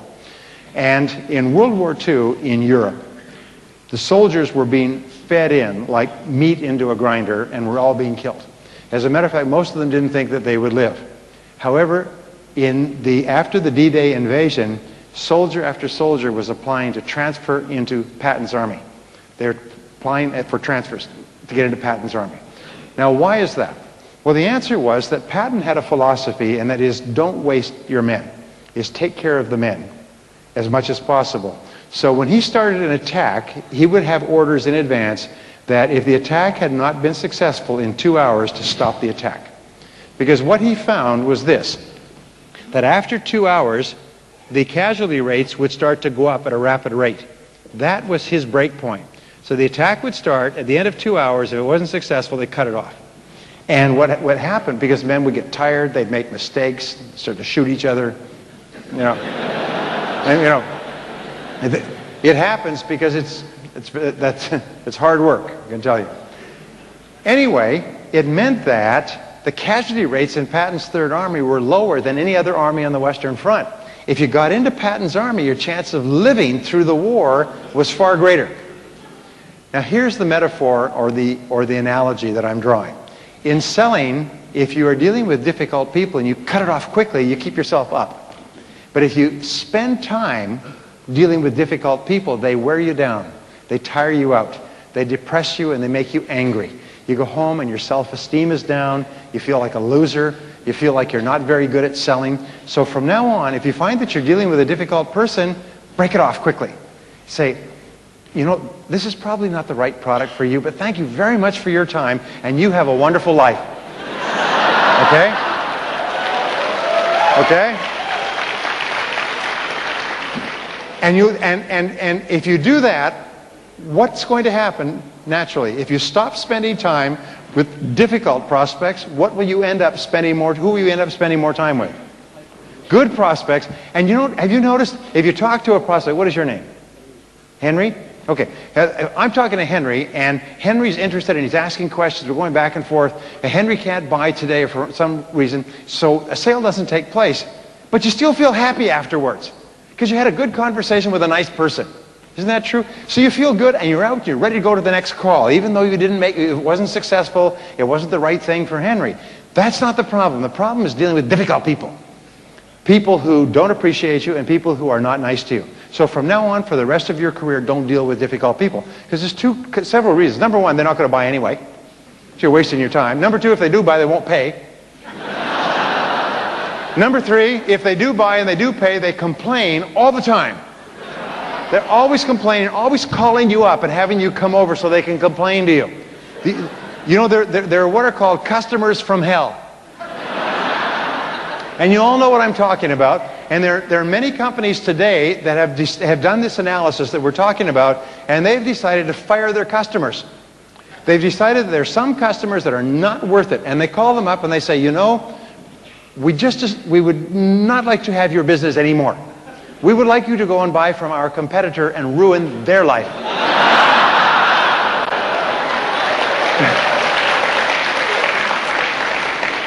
Because the most important thing you have is the fact that you're up. You're optimistic, you're positive, you're happy, you're high energy, you're a nice person, you are well informed about your product, you have something valuable to sell at a good price, and your job is to get to the people who will appreciate it. Now, in a good market, everybody's buying. In a bad market, not so many people are buying, so you're going to have to call on more people in order to make the same number of sales. So you don't weep and cry, you say, well, this is just the way it is. If it's hot outside, you don't say, wah, it's so hot. Wah, wah. It's like weather. The economy is like the weather. You can't do anything about it. You just adjust to it, right? And you don't complain about it. You say, business is bad. No. You say, well, business is slower today than it was before. But when the going gets tough, the tough get going. And here's a wonderful thing. If you can succeed in today's economy, when the economy does turn around, and it always does, you will be so far ahead. You will be smarter, you will be quicker, you'll be more determined, you'll be more focused, you'll be more confident. So look upon it as a challenge to make you strong. Just like a runner will often run with weights or carry weights. Imagine that this is a weight that you're carrying, and when the economy turns around, you take off the weight and you will be wonderful at your field. So look upon it as a challenge. And people say, business is bad. Isn't that good? Say, that's good. That's good. Isn't that great? Because all the weaklings quit. Leaves more money for the professionals. Someone says, boy, business is hard, sales are hard. You say, yeah, why don't you quit? Yeah, get out of here. Okay.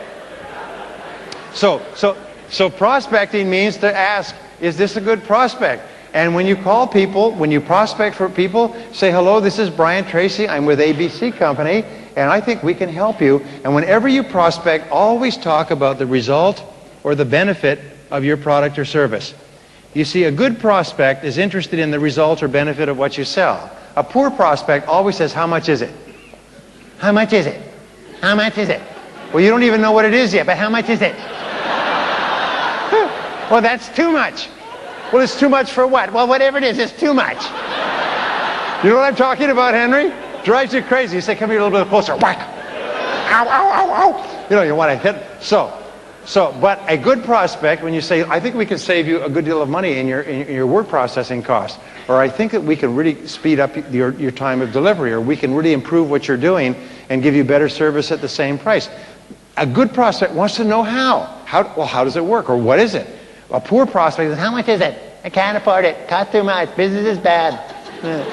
Life's a bitch, and then you die. You know. So it's really important. So prospecting is important. Now, I want to show you what I call the golden triangle of selling. Now, the golden triangle of selling is my own invention. And it's, I think, basically the key to modern selling. It has three parts. And let's put the customer or the prospect in the center. And it has three parts. And the first part, part one, is what I call relationship selling. Now, relationship selling is the key to success now and for the future. Is the very best salespeople are very good. We call them relationship experts. They're very, very good at forming high-quality relationships with people that they meet. We say that there's two parts. This first part of selling is prospecting. The second part is developing rapport or establishing a friendly relationship with the customer. People don't care how much you know until they know how much you care. My friend Lou Holtz says whenever you meet a new person in business or even personally, they only want to know the answer to one question. Do you care about me? Do you care about me? They don't care about your product. Forget your product. Do you care about me? How can you show a person that you care about them? How can you show a person that you care about them more than just wanting to make a sale? Right from the time you meet them. Well, okay, I'll give you several ideas. Obviously my coming here was an emergency. So they flew me in on a jet. When you meet a person for the first time, recognize that everybody's busy. So what I always do is I say, thank you very much for your time. I know how busy you are. As soon as you do that, you immediately separate yourself from the average person who just starts talking. I thank you very much for your time. I know how busy you are. People immediately stop because people don't recognize how busy they are. Nobody appreciates anybody else's time. Now, whenever you phone a person and you get through to the person, the very first thing you say is, hello, this is Bryan Tracy, or this is Henry. Is this a good time to talk? I need about 2 minutes of your time to ask you a couple of quick questions. Is this a good time for you? As soon as you say that, the person stops because it's obvious you're a professional. You must be in the top 10% or moving there very quickly. Because this is how the top 10% talk. This is based on thousands of studies. The top 10% are very respectful of people's time. They don't say, hi, this is Bryan Tracy, I want to call. No. What they do is say, hi, this is Bryan Tracy, is this a good time for you? Now, I do this with my best friends. When I call them and I get through to them in business, they take the call because it's me, and I say, hi, Mike, is this a good time for you? I need about 2 minutes. And sometimes I say, you know, Bryan, somebody just came into my office. I got 2 other people here. The building's on fire. Most cases, something's going on. Remember, every single call that you make on a customer is an interruption. Every single call you make is an interruption. You are interrupting them from something that at that moment is more important than you are. So what you do is just slow down a bit and you say, is this a good time? And if you meet them face to face, you say, thank you very much for your time. I know how busy you are. They'll immediately relax and realize you're a professional. And they'll treat you very differently because you're treating them very differently. What you're saying is, I care about you. I care about you as a person, and I know how busy you are. So relationship selling is based on establishing a high-quality relationship. And I'll give you the other 2 parts of the triangle, and I want to come back to relationship selling because it really is the key to your future. The second part of the triangle, set number 2, is what we call consultative selling. And consultative selling is where you position yourself as a problem solver. You position yourself as a consultant. I'll explain this in a second. And the third part of selling is what we call educational selling, where you don't sell as much as you educate or teach. You teach the person You learn the person's situation with questions, and then you teach them how your product or service can help them in a cost-effective way. You see, teaching is really the key to the future of selling. You're not trying to sell. You're not trying to talk people out of money. You're trying to teach them how they can improve their life or their work with what you do. The number one reason that people buy your product or service is they understand how much better off they can be. The number one reason why they don't is because they don't understand how much better off they can be, because you didn't teach them. You may have assumed that they know, but you didn't teach them. Well, let me show you something that I think is one of the great breakthroughs in the psychology of selling, and it has to do with what is called positioning. Now, I know you're all familiar with positioning. Positioning is a trend in marketing started by Al Ries and Jack Trout, who wrote a book some 20 years ago called Positioning: The Battle for the Mind of the Customer. And positioning says that here's a customer, typical customer. Okay? And in the back of the customer's mind, there's a series of file boxes, very much like the boxes behind the check-in desk of one of the old hotels, okay, for mail messages and keys. Now, when the customer sees you, okay, here's you, or hears you, or thinks about you, the customer then opens a box for you. This is your box in the customer's mind. And by the way, you're exactly the same. The first impression is the most lasting impression. That's why we say you never get a second chance to make a good first impression. But whatever is in that customer's box determines how the customer reacts to you, thinks about you, feels about you, responds to you, takes your calls, buys from you, doesn't buy from you, and so on. So, in this box is you.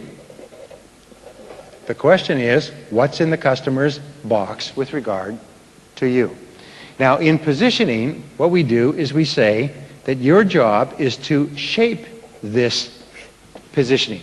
We say that perceptions, the customer's perception of you, equals the customer's reality of you. I'll give you an example. I was in Shanghai earlier this week, and this fellow, nice guy, not very well dressed, square head, looked like his head had been put inside a box and then it grew. Square head, nice guy, not particularly handsome, not very well dressed, average guy. And he came in, and Richard and Patrick said, "You've got to meet this guy." And I said, "Great, I mean, wonderful." They said, "This guy was just written up in Forbes as one of the richest men in China. He developed a software program that had been bought by a major company, and they paid him $46 million cash. He's one of the richest young entrepreneurs in China, and he's come to this seminar." And they brought him in, and I said, "Wow, how are you? Would you like a business card? Would you like 2 business cards? Would you like, would you like several for your friends?" My perception of him, although he is very ordinary looking, my perception of him is, whoa, because he's so successful in such a difficult market and written up in Forbes magazine, highly respected, probably richer than almost the whole rest of the audience put together. Can you see what I mean? My perception of him. Now, what if somebody said, "Just joking, he's the taxi driver"? Because he looked like it. I mean, he could have been a taxi driver. But because they had created a positioning of him in my mind. My picture in my mind of this guy, when they said, you're going to meet this guy when he comes in, he's one of the richest men in China, I'm thinking, wow. And he's very ordinary looking, but his perception was, wow. Anything he said, I was going to listen to him. The point is this, is it doesn't matter the truth of the perception. A person's perception is reality. What is your name, sir? Pardon? Daniel. Daniel. Okay. Daniel, say, "I fly jet planes." Just say, "I fly jets. I fly jets. And I run marathons." And I run marathons. Okay. So now, if Daniel said to me, "I fly jets and I run marathons," I'd say, okay. I'm not going to argue with him. I mean, he seems like an honest person. If he says it, then I believe it. Okay? So I accept what he says as the truth. So when you meet customers for the first time, what you say to your customer they accept as the truth. If you say, my name is Bryan Tracy, and I believe very much in the importance of good relationships with my customers. Our philosophy is to give superb customer service to our customers. People say, okay. You say it's true? No, I say it's true. And then we watch to make sure that what you say is consistent with what you said. So, in interviewing tens of thousands of customers, we have asked them, how do you think and talk about the top salespeople? Now, we know who the top salespeople are when we ask them. And we know who the medium salespeople are, and so on. We find that salespeople have three positioning statements, or customers have three positioning statements about top salespeople. Number one is they see them as friends. They like them. They feel they're good people. They say, this person cares about me more than they care about making a sale. Number two, they say, I view this person as a consultant more than as a salesperson. I see him or her more as an advisor, a counselor, a guide, and so on. And number three, they see this person more as a teacher or a helper, a person who shows them how they can be better off. So your job is to create these three perceptions. The perception of being a high-quality relationship, an advisor and helper, a consultant, a problem solver, and a person who teaches rather than sells. If a customer sees you like that, they will buy from you. They will buy from you more readily. They will buy from you more regularly, and they will recommend you to their friends because they want their friends to buy from you as well. So your job is to influence this perception. And everything that you say counts. Here's the rule. Everything counts. Everything counts. Everything that you say counts. Everything that you do counts. Every interaction counts. We say that when you're talking to customers, you're talking about their money.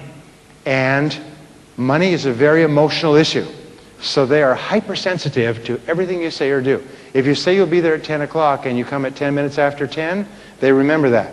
Is not on time for appointments, therefore can't be trusted. Is not dependable, therefore product is no good, therefore company is no good. Therefore prices are too high, therefore too dangerous to buy from this person. You say, well, how are you just coming late? I mean, how? Because you said you'd be there at 10. And you didn't come at 10, so you didn't do what you said you would do. And if a person has half a brain and they're nervous, then what they do is they say that you probably won't deliver the product on time, and you probably won't service it if you say you will, and nothing else you say is true either. People say, well, what does it matter? Customers, you were talking about money. Money is very emotional. As they say, money's not the most important thing in life, but it's way up there with oxygen. You know. So, everything counts, and everything that you do affects this positioning.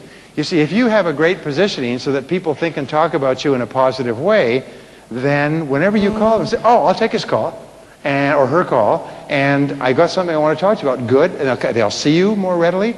They'll buy from you. Here's a good example. Is there anybody here who has a customer that buys from you without asking the price? I mean, after they've bought from you, they buy again, and they don't ask the price. You have customers like that? They just say, yes, I need some more? Say yes. Well, is it because they don't care about the price? Why is it that they would buy without asking the price a second time? It's because your position is such that the prices that you charge will be the right prices. They will be fair prices. They'll be reasonable prices. They will be honest prices. Isn't that true? So they don't need to ask the price. It's like if you go to a restaurant, you don't need to ask, well, how much is every single, bit of fried rice? How much do I get? So in other words, once they trust you, and this brings us to the relationship selling model, and we say that there's two models of selling. There's the old model of selling, which is how I was brought up, and then there's the new model of selling. Now, the old model of selling had 4 parts. The 4 parts, the first part of the old model of selling was establishing rapport. We're talking about, but it was very quick. Hi, how are you? And immediately start talking about your product or service. There are still a lot of salespeople who sell like this. They don't take any time to get to know and understand the customer. The second 20% of the old model was qualifying. We'd find out if they had, how much money they had before we would spend any time with them. The third part of the old model, 30%, was presenting, and this is where you used every trick possible to talk them out of the money you determined that they had in stage number 2. And the last 40% of the old model of selling was closing, and all the emphasis was on closing the customer. to get them to buy.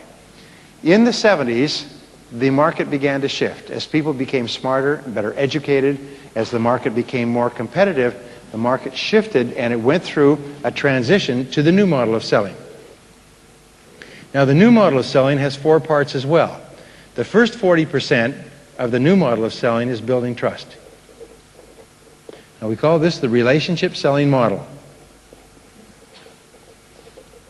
And if you can build enough trust, everything else will take care of itself. If you can't, nothing else will work, not even low prices. You know and I know that building trust is the key to all relationships. The most important people in your life are the people you trust. The most important people in your work life, family life. The most important part of relationships is to be able to trust people. Absolutely. And so trust is what starts a relationship. So the way that you build trust in sales is you ask questions about people's needs. Now, the interesting thing is, the more you ask questions about what the person really needs, what they are doing now, how it's working, and listen to the answers, the more they trust you. And the more they trust you, the more they give you information about what they need. And the more they give you information and the more you listen, the more they trust you. And eventually the customer will reach a point where they feel so comfortable with you that they will tell you everything that you need to know to help them, or to tell them that this is not a good product for them. They know that you will never sell them something that they don't need. You're a professional. So when you ask questions about their needs, you position yourself as a consultant. When you listen closely to the answers, you tell them that you really care for them. So you simultaneously build the 2 parts of the golden triangle, relationship selling and consultative selling. The third part of the new model of selling, this is 30, identifying needs is 30%. The third part, 20%, is presenting. And presenting is where you show the prospect exactly how your product or service will satisfy the person's needs. You show them how. And what we have found by watching the thousands of videotapes is that top salespeople have the ability to match products and services much better than average salespeople. In other words, when they sell, they only talk about what the customer has said is important. They don't talk about everything. They don't talk about everything they like. They listen carefully to what the prospect has said, and then they say, well, based on what you've said, our product or service will do this. Have you ever had an experience where you've gone to a store and the person said, can I help you? And you said, yes, I'm looking for this. And they said, yes, okay, follow me. And they take you and they show you something that is not at all what you said. Have you had this experience? You want to whack them right in the back of the head. Because it means they don't care about me. They weren't listening. They're wasting my time. But then you've had the other experience. The other experience is where you go to the store and you tell the person what you're looking for, and they say, did you want this or this? Well, this. I think we've got something. Come with me. And they take you, and there it is, and it's exactly what you described. The sale has been made, hasn't it? I mean, you've literally decided to buy because they've matched so closely what you said. So here's a rule in psychology. It is that people don't argue with their own information. They will argue with your information, but they won't argue with their own information.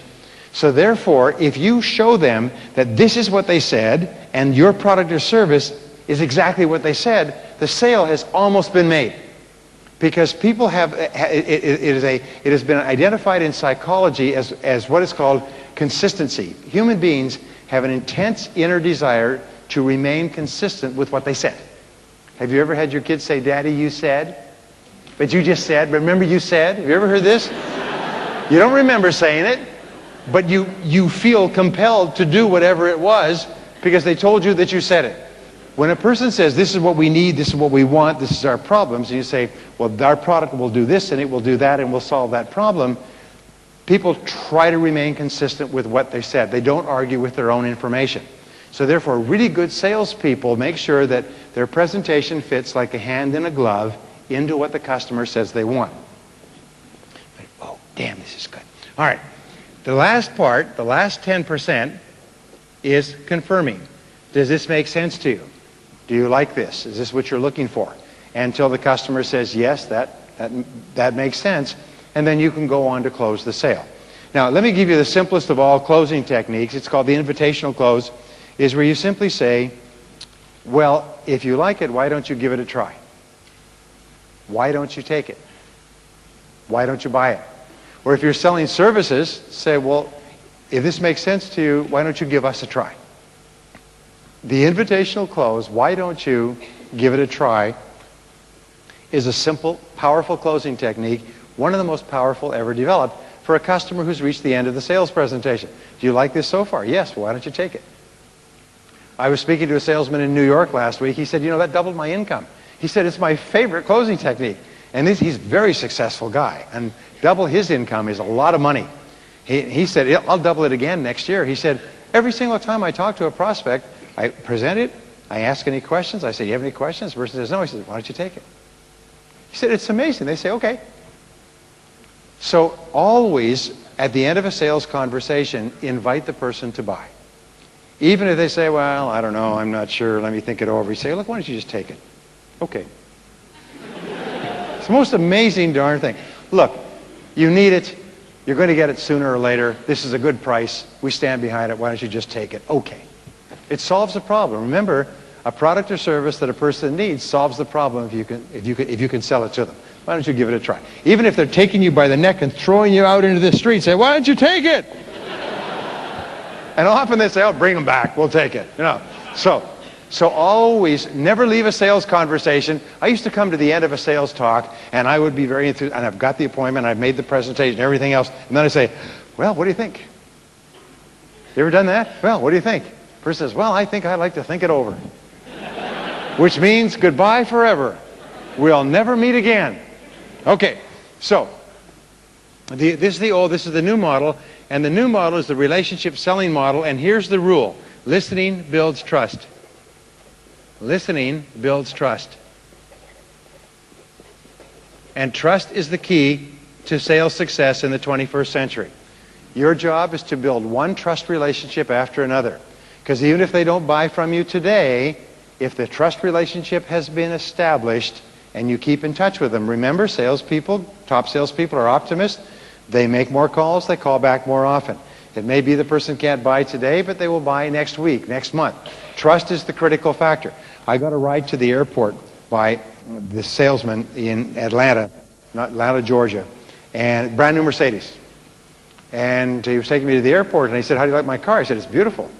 And he said, you want to know how I got it? I said, sure.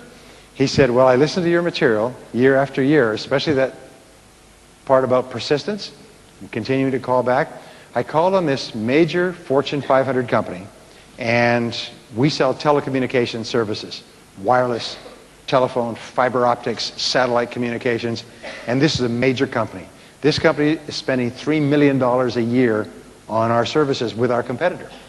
So I called on him and I made a presentation. And he said, we really liked it, looks good. He said, but you know, we've been with this other company for many years and we're quite happy with this other company. We really don't need your services. I mean, I really enjoy looking at this. I like to keep informed about what's going on in the industry, but we're going to stay with our existing supplier.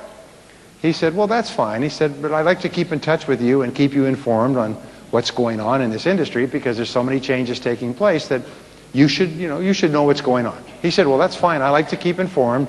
He said, if you want to keep in touch with me, that's fine. He said, but we're not changing. We're happy with our existing supplier. So he, once a month, would call back on this major decision maker. And he would bring in new information. And they would have a cup of coffee, spend 15, 20 minutes. And he'd say, is there anything I could do to help you? He said, no, we're fine. Everything's going fine. About 6 months after this started, going every month, he said, Bill, he said, you know, I really appreciate you dropping in each month and keeping me informed and everything else. He said, but you know, we're really happy with the people we're dealing with. How long are you going to continue calling back on me? He said, until one of us dies.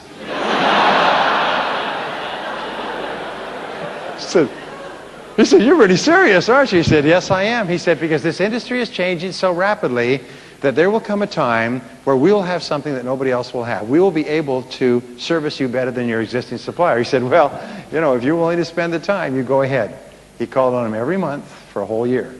At the end of the year, their existing supplier put in a rate increase and didn't tell anybody. In the United States, if you put in a rate increase, all you have to do is publish it somewhere in some newspaper. Nobody has to see it. But then you can say, you see, you published it, it was public, and the next year it was a 22% rate increase. He saw it on the bill. The first time he saw it, it came up on the bill. It made him so mad, he called him in. He said, come here, we're going to give you the whole account. He said his commission for the first sale, the first year, was $186,000 US. And he said he bought a brand new Mercedes with it. So, until one of us dies. All right, listening builds trust. But the key is, once you've built the trust, keep the plate spinning. Just keep the relationship going. Remember, things are changing. Sometimes the biggest sale you'll make will take a year or 2 years before it comes together, and it'll be so big. I had one gentleman make one sale as a result of using some of these principles.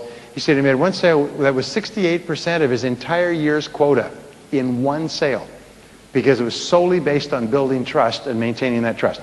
So here are the 4 keys to listening. Number 1, listen attentively. Listen closely. Listen without interrupting. This is what tells the person that you care about them. Listen attentively. Lean forward. Nod. Smile. Pay close attention. And don't interrupt. Just listening closely to people causes them to feel better about themselves and like you more, and they like themselves more. Number 2 is pause before replying. Just pause. Allow for silence. Don't feel that you have to jump in. Just say, nod, smile, That's an interesting point. And number 3 is question. We say question for clarification. And the very best question you'll ever learn in selling, and I've had many people say that this one question has been worth everything to them, is the question, how do you mean? How do you mean? We can't afford it. How do you mean? Business is bad. How do you mean? We're happy with our existing supplier. How do you mean? We're not in the market right now. How do you mean?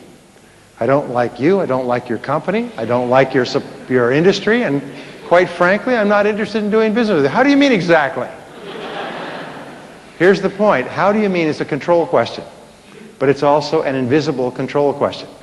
An invisible control question is one that you can ask over and over again, and the person will always answer it.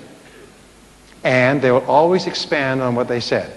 You say, we can't afford. How do you mean? Well, our business has been a bit slow lately. Well, how do you mean exactly? Well, we're down from the third quarter sales. Well, how do you mean? Well, we expected our sales to be this in the third quarter. In other words, every time you say, how do you mean, it opens up. But it's invisible because the question is never heard, only the answer. And as they give you the answer, very often you can see an opportunity to make the sale. You can see an opportunity to answer the objection and make the sale. So keep asking, how do you mean? How do you mean? And here's the rule. Is the person who asks questions has control. The person who asks questions has control. The person answering the questions is controlled by the questioner. If you're in a sales conversation and they ask you a question, you're in danger of having them take control. Because as soon as you start answering, you are basically, they becoming the marionette and you're the puppet. Okay? So when a person asks you a question, what do? You say, that's a good question. Let me ask you something.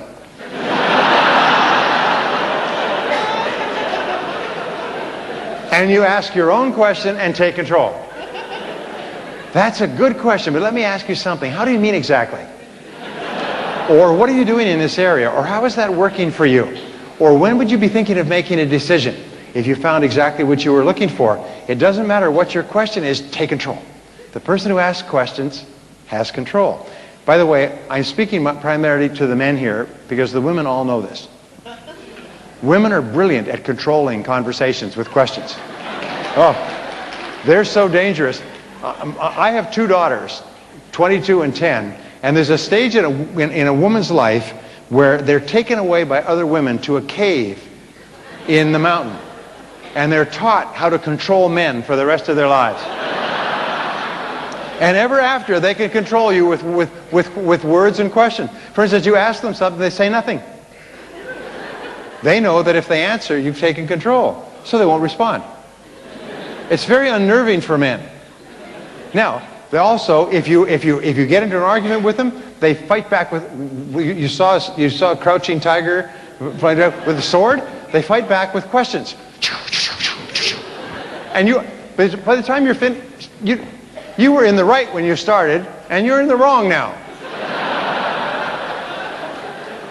Women know that they can control a little 100-pound woman can control a 200-pound man with questions. They can control him with questions so powerfully. They can control him with one-word questions. Oh? They can control him with nonverbal questions. He's across a crowded room talking to another woman, and she goes, it's like an icicle through the heart. So, the person who asks questions has what? Has control. So it's really important. And when you ask questions, you get a chance to listen. And listening builds trust. And trust is the key to effective selling. Are you with me so far? So therefore, the last part of questioning is feed it back. Feed it back in your own words. Just say, let me make sure I understand what you're saying. This is what consultants do. Instead of jumping in and responding, say, let me make sure I understand what you've just said. This is what you're doing now. These are your plans for the next couple of years. These are your concerns, and this is what you're looking for. The very fact that you feed it back exactly the way they said it causes them to suddenly see you totally differently. They trust you completely. And if you feed it back accurately, they assume you have the proper solution. They are 80-90% sold by the very fact that you fed it back to them accurately what they said. It's like if you go into a store and you say, I'm looking for this. And you say, you're looking for this and this and this? You say, yeah, good, I think we have that. You go and buy it because they were able to feed it back so accurately. So relationship selling, consultative selling means to focus on the customer's needs. Keep asking the customer about what he or she is doing. How is it working? There's a direct relationship between questions and sales success. The more questions you ask, the more likely it is you'll make the sale. And the person who asks questions has control. And when you ask questions, you get a chance to listen. And listening builds trust. So these are the critical parts of psychological selling. Now here's the final point. Is the great uneasiness that we have in selling is because of the fear of failure and the fear of rejection. It's fear of rejection more than anything else that holds salespeople back. Fear of being told, no, I'm not interested, I don't want it, and so on. However, when you position yourself as a relationship builder, when you position yourself as a consultant, when you position yourself as a teacher, and you focus on asking questions and listening closely to the answers, and then helping customers get what they want with what you sell, all the stress goes out of the sales conversation, both for you and for the customer. And selling becomes a joyous thing. You become happy about it. And if you then make a decision, I'm not going to spend any time with difficult people. I'm not going to spend any more time with them. I'm going to introduce them to each other and let them go off and ruin each other's lives.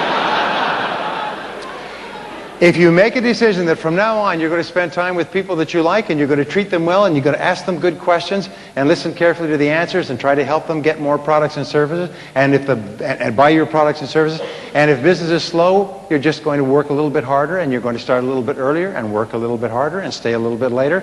And if you make that decision and you make the decision that you're going to be in the top 10% in your field and you work at it every day, and the only question you ask is what? How? If the only question you ask is how with regard to your future dreams and your goals and becoming the best in your field and achieving your sales goals, you keep yourself optimistic all the time, you keep yourself positive, you keep yourself happy, and at the end of the day you can say with all sincerity, I like myself. Say, I like myself. Thank you very much. God bless you.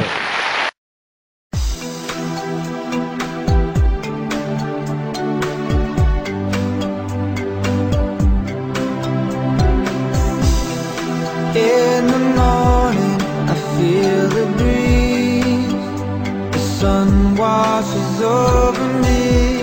The sound of water, the crash